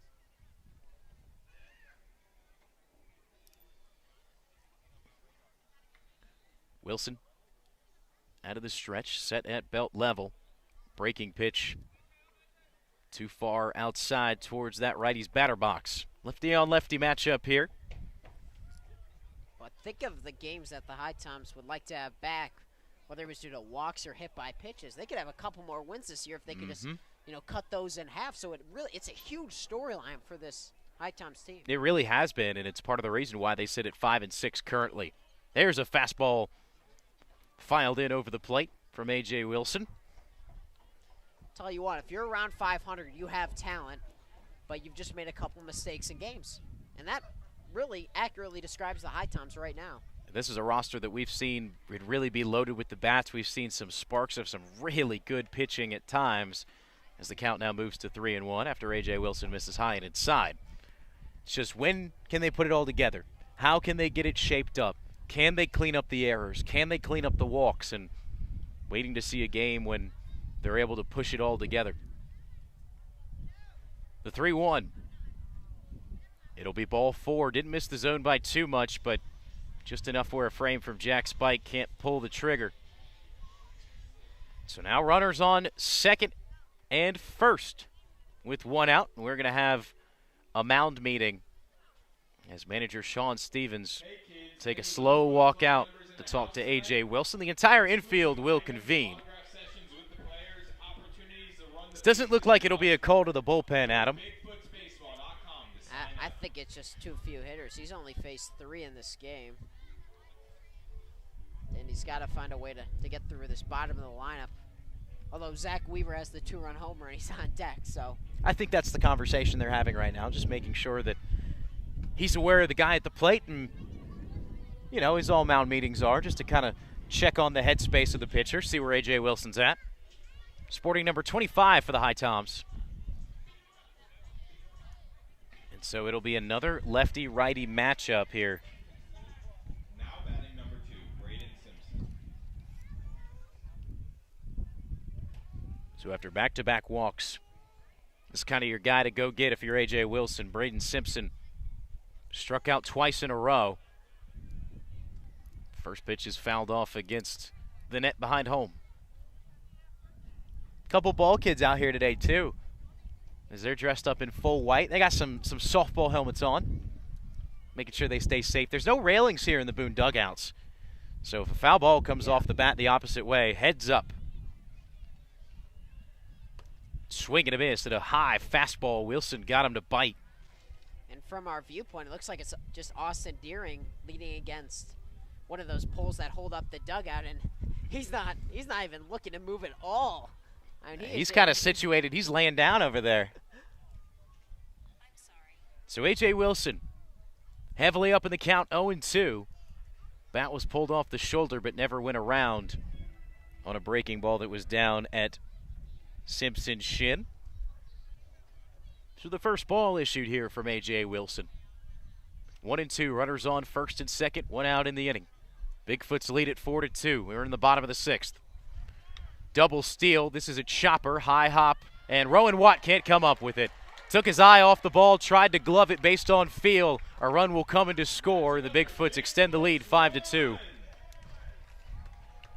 Yeah, and the second error of the game, but that one is a very costly one. I think Rowan Watt did not know where that ball was going to bounce. It took the angle that was like diagonal instead of kind of going around and getting in front of the ball when it takes that big hop. And I think part of it was he thought maybe the turf's just going to hop up so much he's not going to have time if he goes around.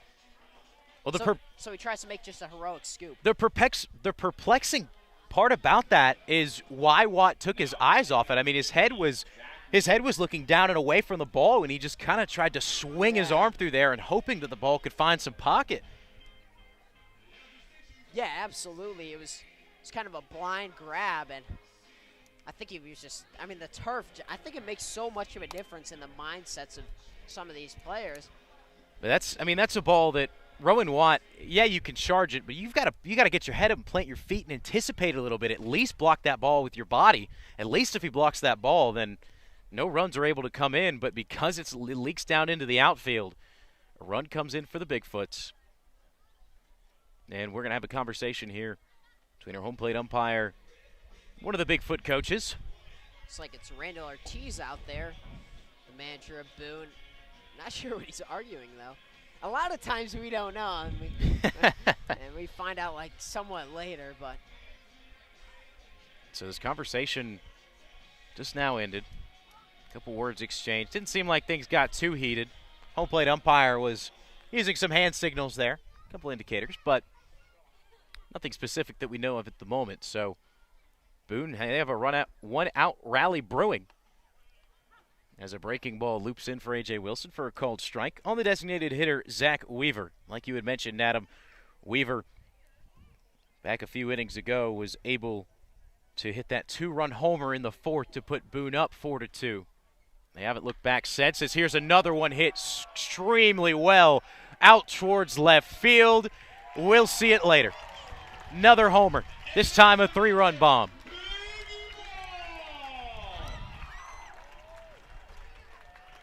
Five RBIs for Zach Weaver. 8-2 Bigfoots.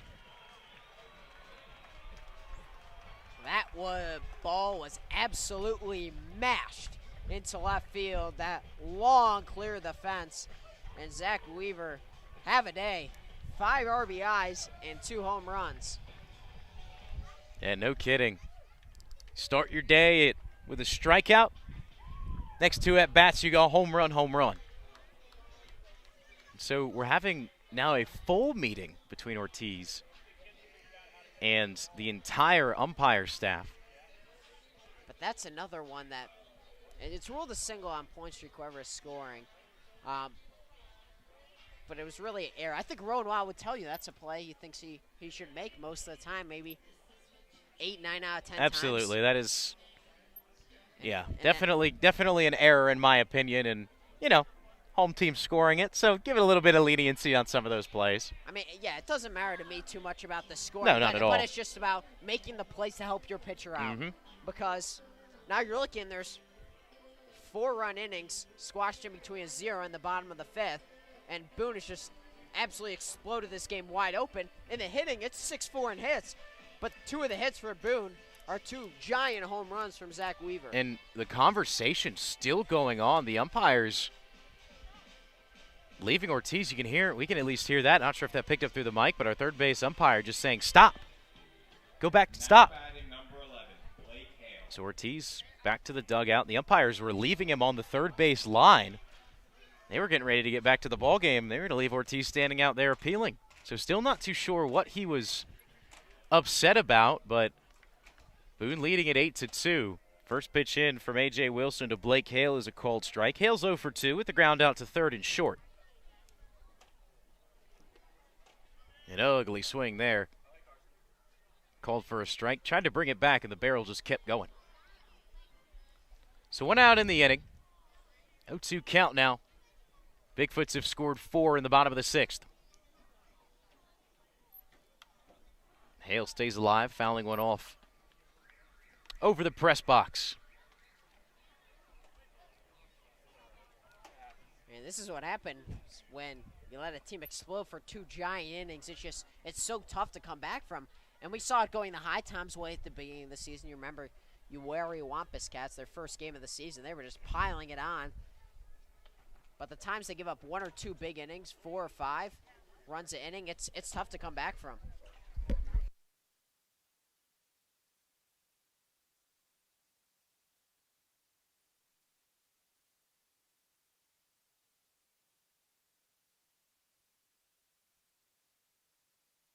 Fan just coming up and asking us, and a possibility of an ejection being what was talked about on a bat flip. Maybe it was just a warning. I mean, I don't understand bat flipping warnings or anything. I don't get it. It's baseball. Let the kids play, man. They have some emotion.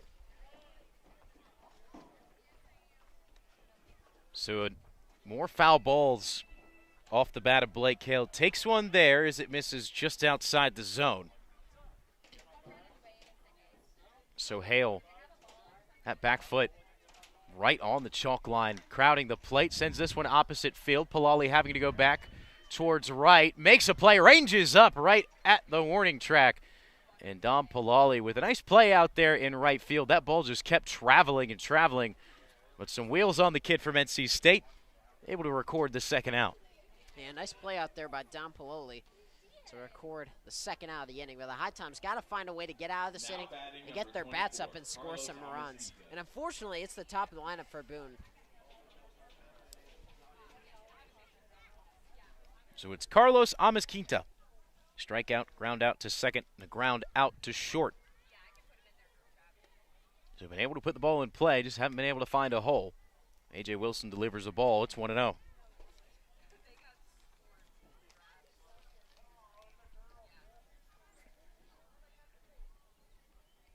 Wilson now works back, tries to run a fastball in, and it's just a bit too close to the hands. Amezquita backs out of the way. The count now goes to 2-0. 2 outs in the inning. Boone has erupted with 4 more here in the bottom of the 6th. They lead at 8-2. Swing and a miss. As Amezquita was tied up there on a breaking pitch, tried to slow down the barrel to make some contact, couldn't do so. Yeah, tried to go slow motion there to stop his swing a little bit, but with the baseball, it just makes it even more impossible to hit than it is already. So the first strike accounted for, 2-1 on the way. Wilson goes back to the breaking pitch, but it misses too high. Nobody on the base paths as Zach Weaver, a couple batters ago, was able to clear him with a 3-run homer. Second home run of the day. The 3-1, cut on and missed. It'll pop out of the glove of Jack Spike. So it looked like there might have been just a little bit of contact. But now a full count scenario with 2 outs. Now we see Jake Coonan having a few words with our third base umpire. Now he'll go back to his position. Looks like they're just chatting. Now, that was a very similar bat flip that we saw Wilver Dung have here when he had a no-doubt home run. So absolutely. The 3-2 opposite field hit. It's going to get down in front of Dom Palali. So a base hit for Carlos Amezquita improves his stat line to 1 for 4. Well, the good news for the HiToms, this is the first time Amezquita's been on base in his 4th plate appearance. The bad news is they've had other players step up. In 3 different games, in the first game it was the Nadir Lewis and Tyson Bass show. In the second game, it was Carlos Amezquita leading the charge. And in this 3rd game of the series, it's been Zach Weaver out of the 8-hole, 2 home runs, 5 RBIs. And Paloli played it pretty well out there in right as he was ready to try and go to second in case the speedster wanted to extend it. First pitch to Tyson Bass is popped up on the infield. Rowan Watt calling everybody off, stays under it, and makes the play. So the 3rd out recorded, with the Bigfoots leading at 8-2. We'll turn it back over to Adam Oppenheim when we come back from Boone, North Carolina. You're listening to High Tom Radio.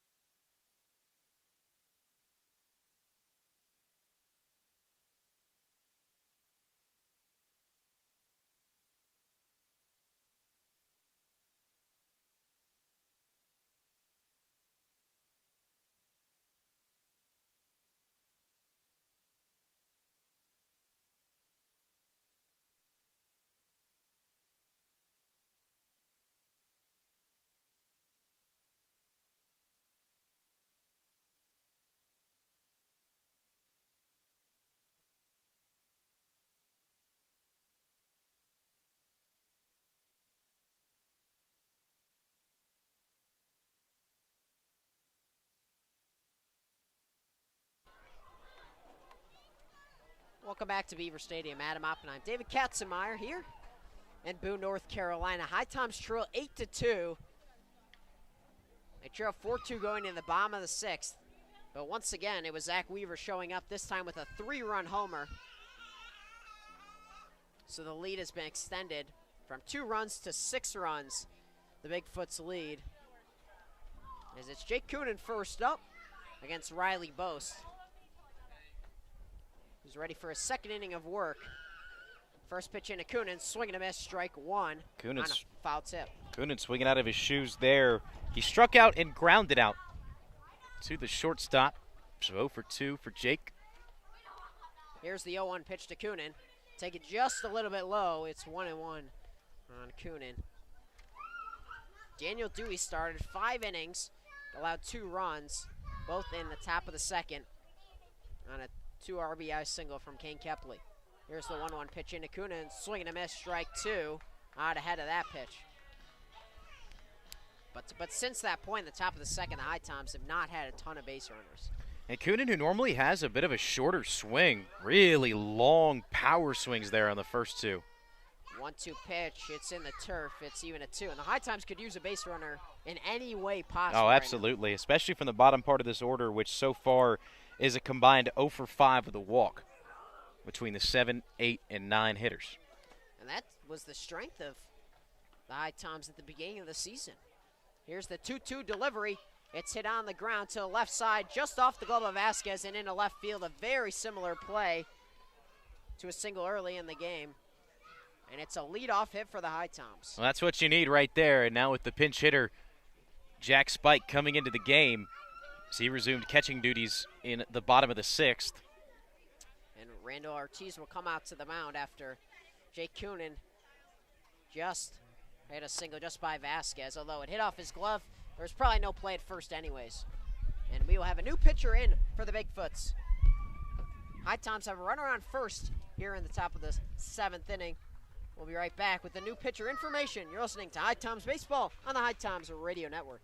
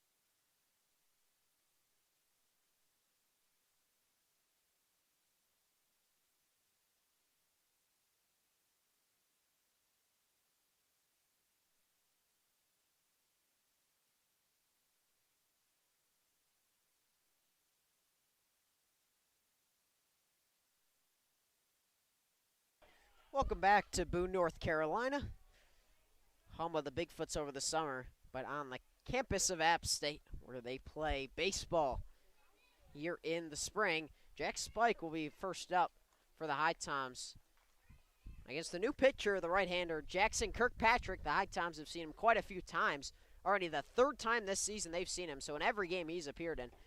First one, Jack Spike's right down the middle, strike 1. Spike in his first 4 innings allowed 7 earned runs during the season, including allowing 6 earned runs against the Owls. As that pitch is high and off the glove of Hale, so advancing to second is going to be Jake Coonan. But for Kirkpatrick, in the last 2 innings, he's allowed 1 earned run to the HiToms, 2 hits, 4 strikeouts, 4 walks. So he's been successful against the HiToms, not so much against everyone else.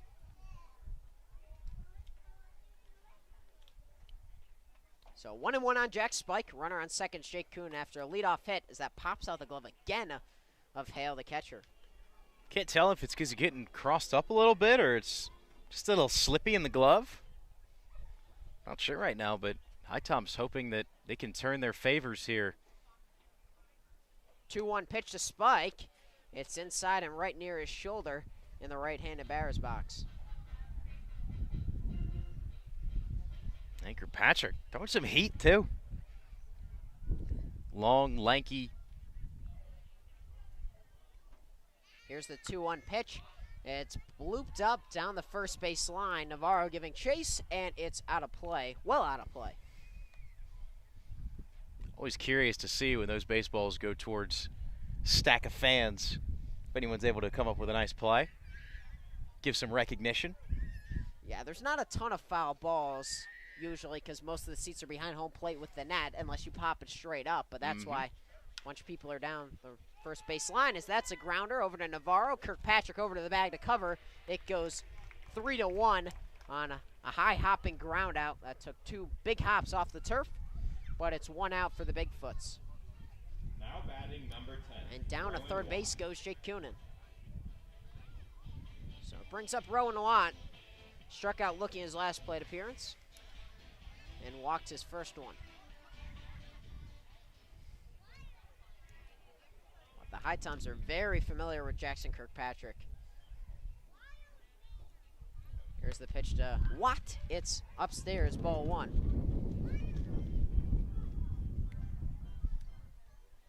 And so Rowan went down looking the last time, and it was one of those situations that he watched it go by and he knew it immediately. Here's the 1-0 pitch from Kirkpatrick. Blew that one by him. Might have got a little bit of a piece, but ends up in the glove of Hale. So it's strike 1. But like you mentioned, you don't see Rowan Watt fooled too often. No. But he did in his last plate appearance. And especially not to that degree. 1-1 pitch.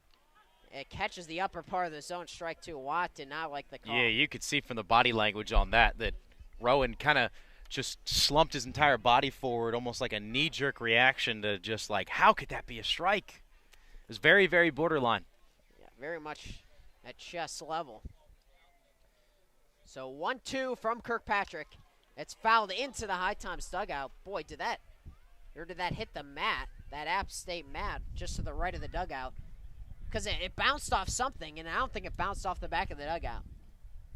Well, you know, I was going to go down there for this 7th inning, and I'm kind of glad I didn't now. Oh, with that camera equipment. Yeah. It's always scary with no nets out here. 1-2 pitch to Watt. Breaking ball in for strike 3. A sweet curve, and it drops in on the outside corner and gets Watt looking for his 2nd straight strikeout. Number 1, Kane Kepley. So here's Kane Kepley. He's had a pretty good day, walking his first play appearance and knocked in the only 2 HiToms run on an RBI single with the bases loaded in the top of the 2nd. HiToms haven't scored since then. It's the 7th strikeout for Bigfoot pitching today. They have looked strong these past 4 innings. So that pitch is high and away, ball 1. You got to give a lot of credit to Daniel Dewey, who really struggled at the beginning, the 1st inning and the 2nd inning of this game, including giving up runs, and then settled back in to go 5 innings. 1-0 pitch to Kepley. It's low, ball 2. You got to wonder, this is kind of a situation where you've seen with the HiToms so far this season, whether they're down or whether it's getting late in games or needing a change, a lot of pinch hitters will normally start to roll through the 4th time. So it'll be interesting to see past Kepley if we'll have any new bats in the lineup. Here's the 2-0 pitch. Check swing and right to the side of the Bigfoot's dugout. Hits off something there out of our vantage point. But Kepley's had some good at-bats in this game.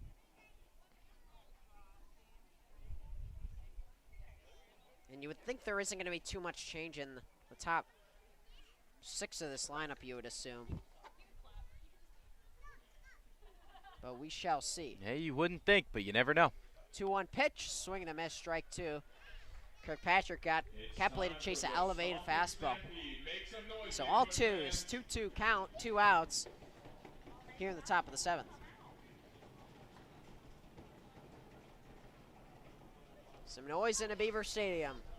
Kirkpatrick set to deliver the 2-2 pitch. Outside, and the count is full. That one did not miss by too much. Keep stomping, 1 more out. So now a full count. Coonan's 90 feet away, and that run means a whole lot to the HiToms right now. They need anything that they can get down 6. Full count delivery. It's inside, ball 4, and there's runners on the corners with 2 outs. Kane Kepley, another great at-bat. Kepley now his second walk of the day. He's been on base 3 out of the 4 times he's come to the dish. So now Paloli. And here is Don Paloli. Pop out his first at-bat, flew out his second at-bat, and then lined out Thomasville at second. His last at-bat. Looks like Kepley's ready to go. He does take off. Throw down to second. Not in time. Here comes the throw home. Not in time. It hits someone's foot. And going over to third is Kane Kepley on a wild bounce. They threw down to second, tried to throw back to home. I think it hit Kirkpatrick's shoe. Hit the back of the mound and it spiked up. Hit the back of the mound and spiked up into the air. That was a crazy sequence. Yeah, the throw down to second was not in time. Coonan decides to go from third. And on the throw back from Amos Quinta, it hits the backside of the mound, rolls all the way to the backstop, going over the heads of everybody at home. And then Kepley able to move from third, so now another run 90 feet away. So the 0-1 pitch is high, and it's 1-1. So to recap, Jake Coonan scores home as the second Coonan, or rather Kepley took off for second, Coonan sprinted home. Then the throw, Amasquita tried to get out Coonan home, hit the back of the mound, and Kepley advances to third. As that pitch is high, it's 2-1. So Coonan and Kepley switch spots. The HiToms are on the board for the first time since the second inning. It's now 8-3 Bigfoots. Once again, just in that same situation we were just talking about, Jake Coonan, that run down at third, you got to feel it's got to come home. 2-1 pitch. Catches the outside corner on a breaking ball. It's 2-2. That was just a nasty pitch. There's not too much more you could say about that. I mean, had Paloli fooled. Oh, backdoor breaking ball from Kirkpatrick, looking to get out of the inning, just giving up the 1 run. Here comes the 2-2 to Paloli. That's inside. Nearly hit him. So the count is full. Back-to-back batters with full counts here for Jackson Kirkpatrick. Juan Correa standing on deck. Boy, it would be a big situation to be able to get him to come up. Kirkpatrick delivers the full count pitch. It's inside, ball 4, back-to-back walks, and the HiToms are right back in this game. Runners on the corners, still with 2 outs. And if there's any part of the lineup, there's any few guys that I want to see up to the plate, it's these next 2. If Juan Correa is able to get something going and is able to bring up Jacob Cozart, man, this could be a big 1-2 punch to the mouth, but Correa, he could swing it. As he chops it foul right near the Boone dugout for strike number 1. Correa has grounded out to third, flew out to center, and has singled, picking up his second HiToms single of the season. Runners on the corners, 2 outs, 1 run already in for the HiToms. 8-3 Boone leads. Jackson Kirkpatrick's 0-1 delivery. It's high. It's even at 1. And the HiToms seeming like they're seeing it really well out of the hand of Kirkpatrick right now, especially from Kane Kepley and Dom Paloli. Feels like really anything out of the zone isn't being swung on. And you wonder if Paloli tries to steal second sometime soon. Here's the 1-1 pitch. It's inside. Did he go around? He did not, says our first place umpire. I agree. Not too close.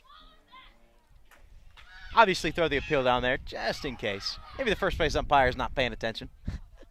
So it's 2-1 on Juan Correa. Runners on the corners, 2 outs. HiToms down 5 in need of a rally here in the top of the 7th. Here's the pitch. It's inside. It's ball 3. And Correa's in a big-time hitter's count. That was an inch away from clipping his elbow guard, too. Correa had to kind of pull and turn to make sure he got out of the way of it. Some clouds starting to roll in here in Boone. Wind's picking up a little bit. It's chilled down a little. Here's the 3-1 pitch to Correa. Hacking and comes up empty. It's a full count. And that was going to be close to a strike no matter what. Looked like it may have been just high of the zone, but either way, Correa swinging for the fences there. Now comes the full count. That was a 3-1 swing if I've ever seen one. Here's the full count delivery. Runners take off. It's right on the outside corner. Strike 3. Correa goes down looking to retire the side. The HiToms strand 2. They get 1 back in the inning. They still trail by 5 against Boone. 8-3 as we head to the 7th inning stretch. You're listening to HiToms Baseball on the HiToms Radio Network.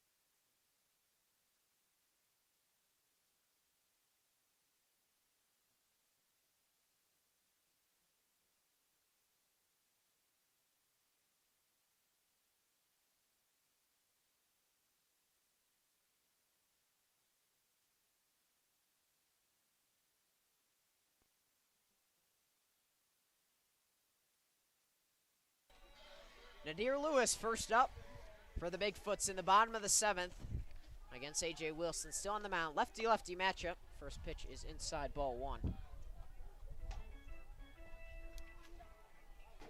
Nadir Lewis lined out to right his last at-bat. Boy, did he smoke that baseball. I mean, everything that he's hit today has been super hard hit.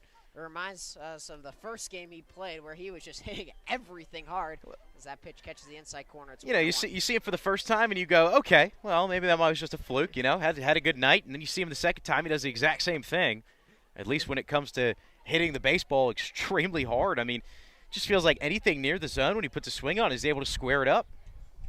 So it's 2-1 on Lewis, and that starts with his good eye and good discipline at the plate. He's playing like he's a Bigfoot. 2-1 pitch. That time he swings way out of the zone, and it's 2-2. That ball was both hit the turf and was way outside. Maybe a little reverse curse on that pitch. That had to be cursed. I mean, that ball was miles away. I think he just... Well, Adam, if he puts one over the fence on this swing, then everything's rectified. I guess so. So it's 2-2 on Nadir Lewis, one of the best hitters in the Coastal Plain League. Here comes the pitch. It's driven deep out to center field. Kepley going back near the 400 sign. It's just off the bottom of the wall. Lewis is headed for third. Here comes the throw to third. There will be no throw. It's a triple for Nadir Lewis. Nadir Lewis, a single, a double, a triple, and he's missed barely 2 homers. Wow. Hey, I think I said something about him hitting the baseball really hard every time he takes a really good swing. My goodness. And I think we saw that one there. If this ballpark wasn't blowing in and that wall playing every bit of 400 out at dead center, whew, we might be having a different story here. But Nadir Lewis, a home run away from the cycle. Yeah, we'll see if he can get there as Navarro bloops the first hit right over Rowan Watt as the infield was in. Extends the Bigfoot's lead. They tack on another. It's 9-3 here in the bottom of the 7th. J.C. Navarro swinging at the first pitch and bloops it into right field. So just like that, the Bigfoots get the momentum back. But going back to that Nadir Lewis hit, I mean, that ball was gone to Historic Finch Field. Actually, both those. He would have had another 2-homer day at Historic Finch Field, and that might have put him in the history books. Yeah, no kidding. I mean, he's tagged I mean, every baseball he's put in play today, and even the line out to right field, I mean, that was squared up. That might have been his hardest hit ball of the day, actually. Might have been. As here's Jalen Vasquez, takes a first pitch on the inside corner, strike 1. So Nadir Lewis must have heard me talking about how it wasn't all him this time and said, let's make it about me. Vasquez, he's grounded out to first, picked up 2 RBIs on a double and walked. Here's the 0-1 pitch. It's outside, ball 1. So a Nadir Lewis double, his third hit of the game, followed by J.C. Navarro single on the very next pitch. And it's 9-3 Boone. They've scored 9 out of the last 10 runs in this ball game. Here's the 1-1 pitch. It's inside on a breaking ball. It's 2-1. Man, they're just getting A.J. Wilson some reps right now, keeping him out there. Don't want to burn another arm if you don't have to at this point in the game, or if you do end up using another pitcher, want to make sure he stays under that 30-pitch limit to keep him eligible for tomorrow. A.J. Wilson's 2-1, just a little bit high on a breaking ball, just crossed the plate a little bit high. So it's 3-1 on Vasquez. Wilson has walked 2. And has struggled so far in his outing, but looking to finish it off strong. Navarro on first. 3-1 pitch to Vasquez. Swing and a miss, strike 2. A good pitch from Wilson on the outside part of the plate.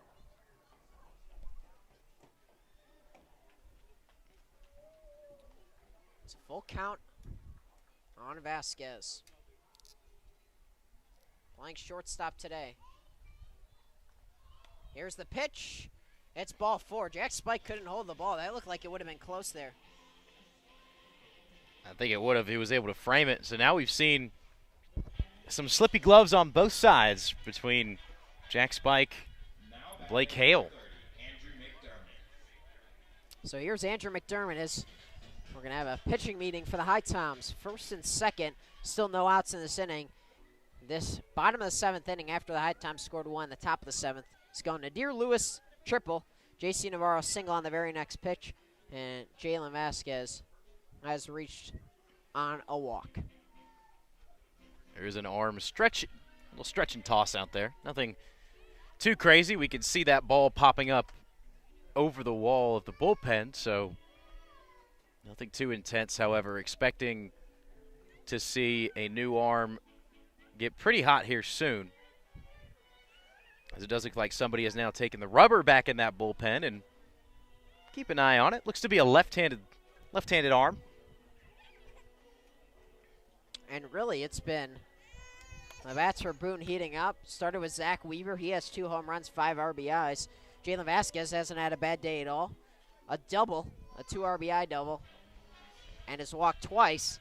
And Adir Lewis is a home run away from the cycle. So here's Andrew McDermott getting set back to play here. First and second, no outs for the Bigfoots. Navarro on second, Vasquez on first. And it's the lefty McDermott against the lefty Wilson. The first pitch, breaking ball in for a strike. That's a good starter from Wilson. McDermott, a reach on error, a strikeout, and a walk. Lefty on lefty matchup.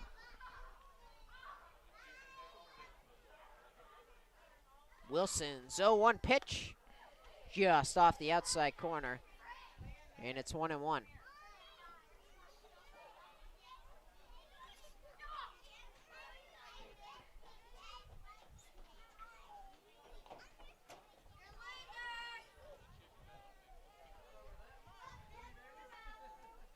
Here comes the 1-1 pitch. That one hits the outside corner on a fastball, and it's 1-2 on McDermott.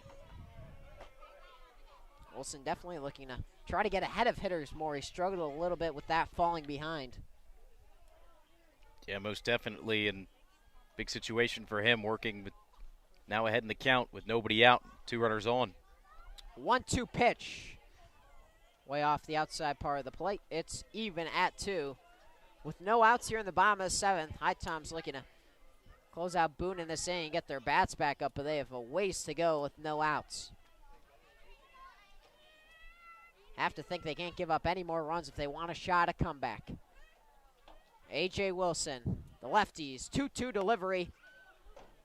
Just a little bit high, I believe, and possibly inside. Little bit of the combination. But the count is full either way.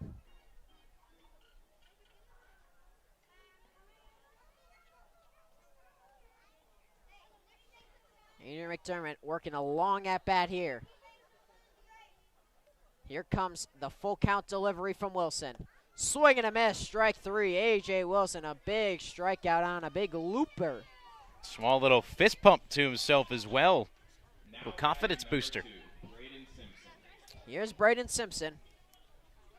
Single and 2 strikeouts. First and second, 1 out now for the Bigfoots, bottom of the 7th.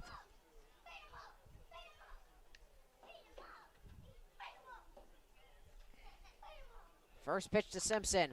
That's driven into left field. That's going to be a base hit. Karen Fields in left field, and everyone will move up station to station as it gets by Spike. And now Navarro looking to come to the plate. Here's a throw to the plate. It's not in time. It's an errant throw. Unable to be blocked by Jake Coonan. That allows everyone to advance a base. So instead of bases loaded, 1 out, a run comes in to score, and now it's second and third, 1 out. It's a base hit and wouldn't have been an RBI for Simpson, but it ends up scoring a run. It looks like that's going to be the end of the night for A.J. Wilson.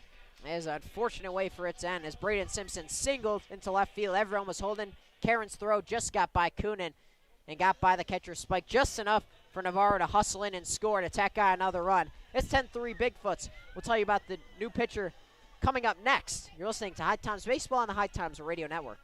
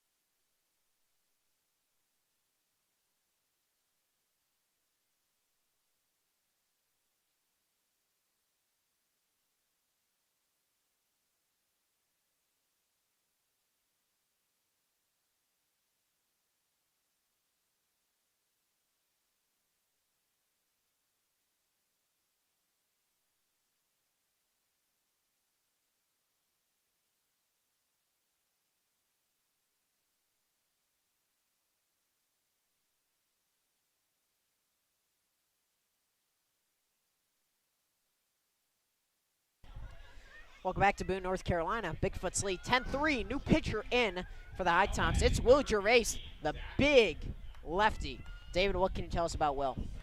Yeah, Will Gervais, product out of Pitt Community College, has transferred into Wake Forest. He's been in the pitching lab in Wake Forest for a couple weeks now and is ready to make his debut here with the HiToms. And he faces Zach Weaver, who pops up the first pitch. Pololi coming in from right field, coming way in. Now it's Rowan Watt. They can't make the catch. One run will come in a score. A sky-high pop-up.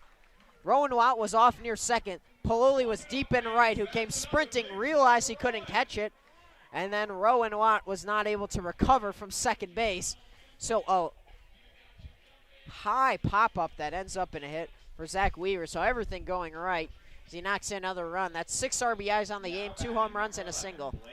Yeah, and that's another one on Rowan Watt right there. I mean, that ball falls 10 or 15 feet from where he's standing shaded at second. He's got to locate that, and he's got to call off Pololi because that's not a play that the right fielder should have to make, especially with how deep he was. As that first pitch is in for a strike to Blake Hale. So keep in mind, the ball pretty much landed behind the turf dirt.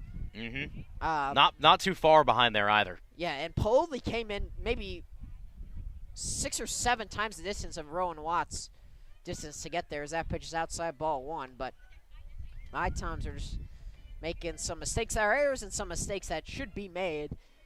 Is Will Gervais. Some shadows starting to elongate over the infield turf now. And Will Gervais is also pretty tall, about 6'8". As that pitch is ripped down the third baseline and fouled by Hale. So it's 1-2. Played at Pitt Community College before, like you mentioned, transferring next year to Wake Forest, or this year, I should say. 5 appearances, 3 games started. 2-0 with a 3.07 ERA and 14 2/3. So looking to get a lot more experience, that's for sure. He's got a lot of good stuff, and especially being delivered out of that 6'8" frame, it starts to kind of get release points that most guys aren't used to. Here's the 1-2 pitch. It's in the turf. Spike able to scoop it up as it was a little bit inside as well. So it's 2-2 on the catcher, Blake Hale.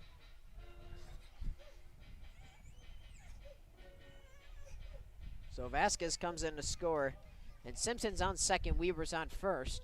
The bottom of the lineup has done damage for the Bigfoots. 2-2 to Blake Hale. Here's the pitch, fouled straight back, and off the backstop. It's 11-3 Bigfoots. They double up the HiToms in hits, 10-5. And the HiToms have doubled up the errors, 2-1.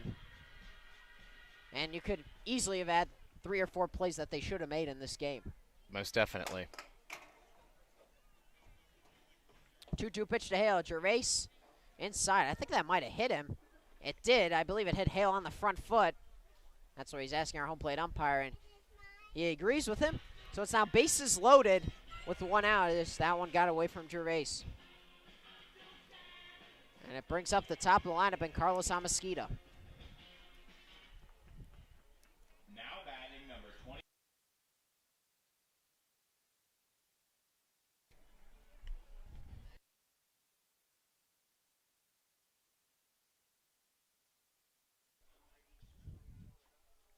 So it's 1 out here with the bases loaded.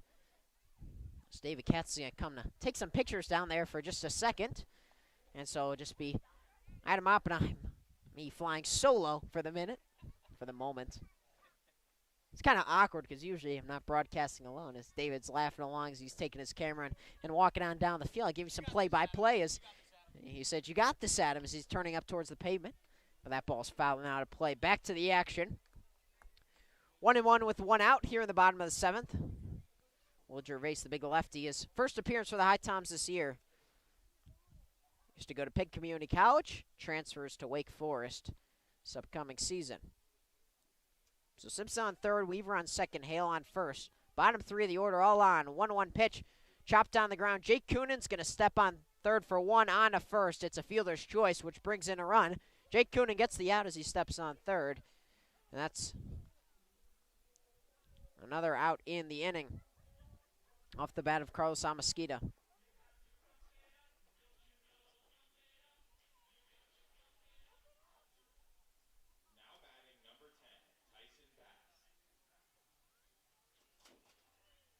That's out number 2 in the inning and brings up Tyson Bass. So fielder's choice for Amasquita. That brings in another run. That run is Braden Simpson coming in to score. Weaver over at second. And Hale at first. Both of them stay put.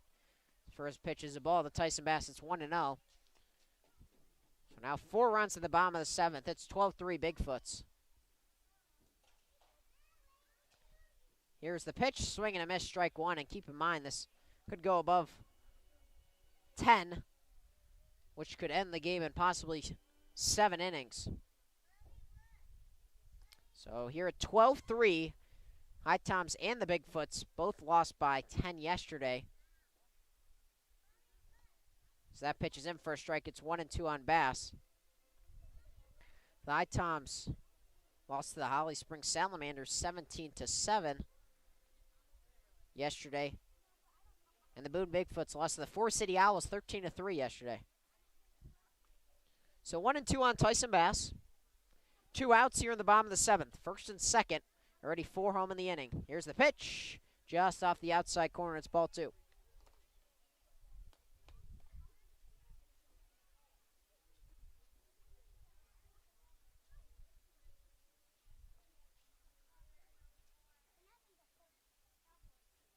Will Gervais set for his 2-2 delivery. Just outside, it's ball 3. Full count on Tyson Bass, the 2-hitter in the Bigfoots lineup with 2 outs. Out the HiToms have to have. Nadir Lewis on deck, looking to get another at-bat to try to hit for the cycle.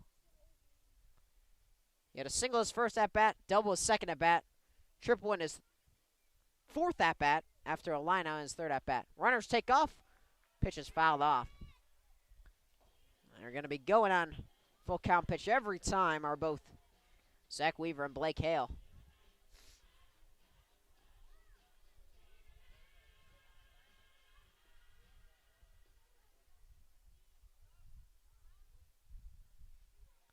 So another full count delivery from Will Gervais. Will be headed Tyson Bass's way. Just outside, it's ball 4, and it's going to bring up the best hitter in the Bigfoots lineup in Nadir Lewis. So a chance for the cycle, and it would end the game, and it would clear all the bases.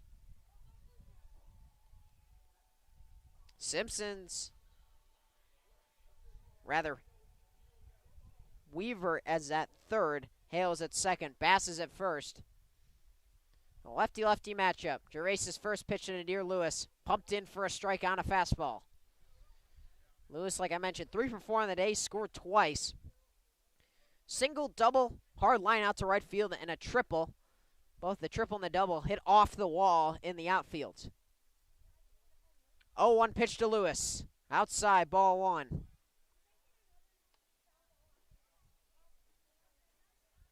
Nadir Lewis has such a short and compact swing, so he gets so much power.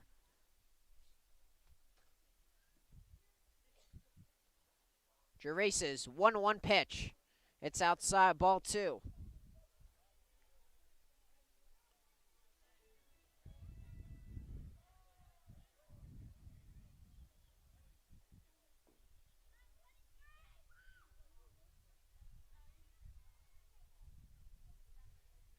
Well, Gervais grabs the laces on the ball, delivers the 2-1 pitch, swing and a miss, strike 2.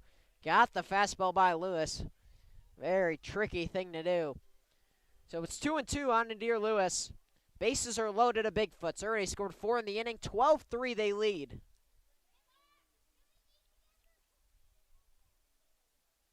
Two-two pitch. Loops it through the left side. It's another base hit. 1 will come in to score, and they'll go station to station, but it will end the game as the 10-run limit as Nadir Lewis doesn't get the cycle but ends the game with his 4th hit of the game. First RBI. He ends with 2 singles, a double, and a triple. Nadir Lewis had a great game. Zach Weaver also had 2 home runs and 5 RBIs, as well as Jalen Vasquez, who had a 2 RBI double and 2 walks, as the Bigfoots win 13-3, as it's the 2nd straight day the HiToms have lost in 7 innings. The same score, actually, the Bigfoots lost yesterday, 13-3 against the Forest City Owls, but back-to-back tough losses for the High Point-Thomasville HiToms. As the game ends in 7 after the HiToms had the lead after the 2 RBI single from Kane Kepley in the top of the 2nd. And then it was a 4-run bottom of the 4th from the Bigfoots to take the lead. They added 4 more in the bottom of the 6th and ended the game in the bottom of the 7th, scoring 5 runs as it ends 13-3 as the Bigfoots out-hit the HiToms 11-5. HiToms had 2 errors to the Bigfoots 1. And a pretty good team performance from the Bigfoots. After going down early 2-0, they outscore the HiToms 13-1 in the last 4 innings to close it out in 7. So once again, for my partner, David Katzenmeyer, who's on the field currently taking pictures, I'm Adam Oppenheim. We'll see you later from Beaver Stadium here in Boone, North Carolina. Final score again, the HiToms drop it 13-3 to the Boone Bigfoots. Thank you for tuning in here as you're listening to HiToms Baseball on the HiToms Radio Network. Have a great night, everybody.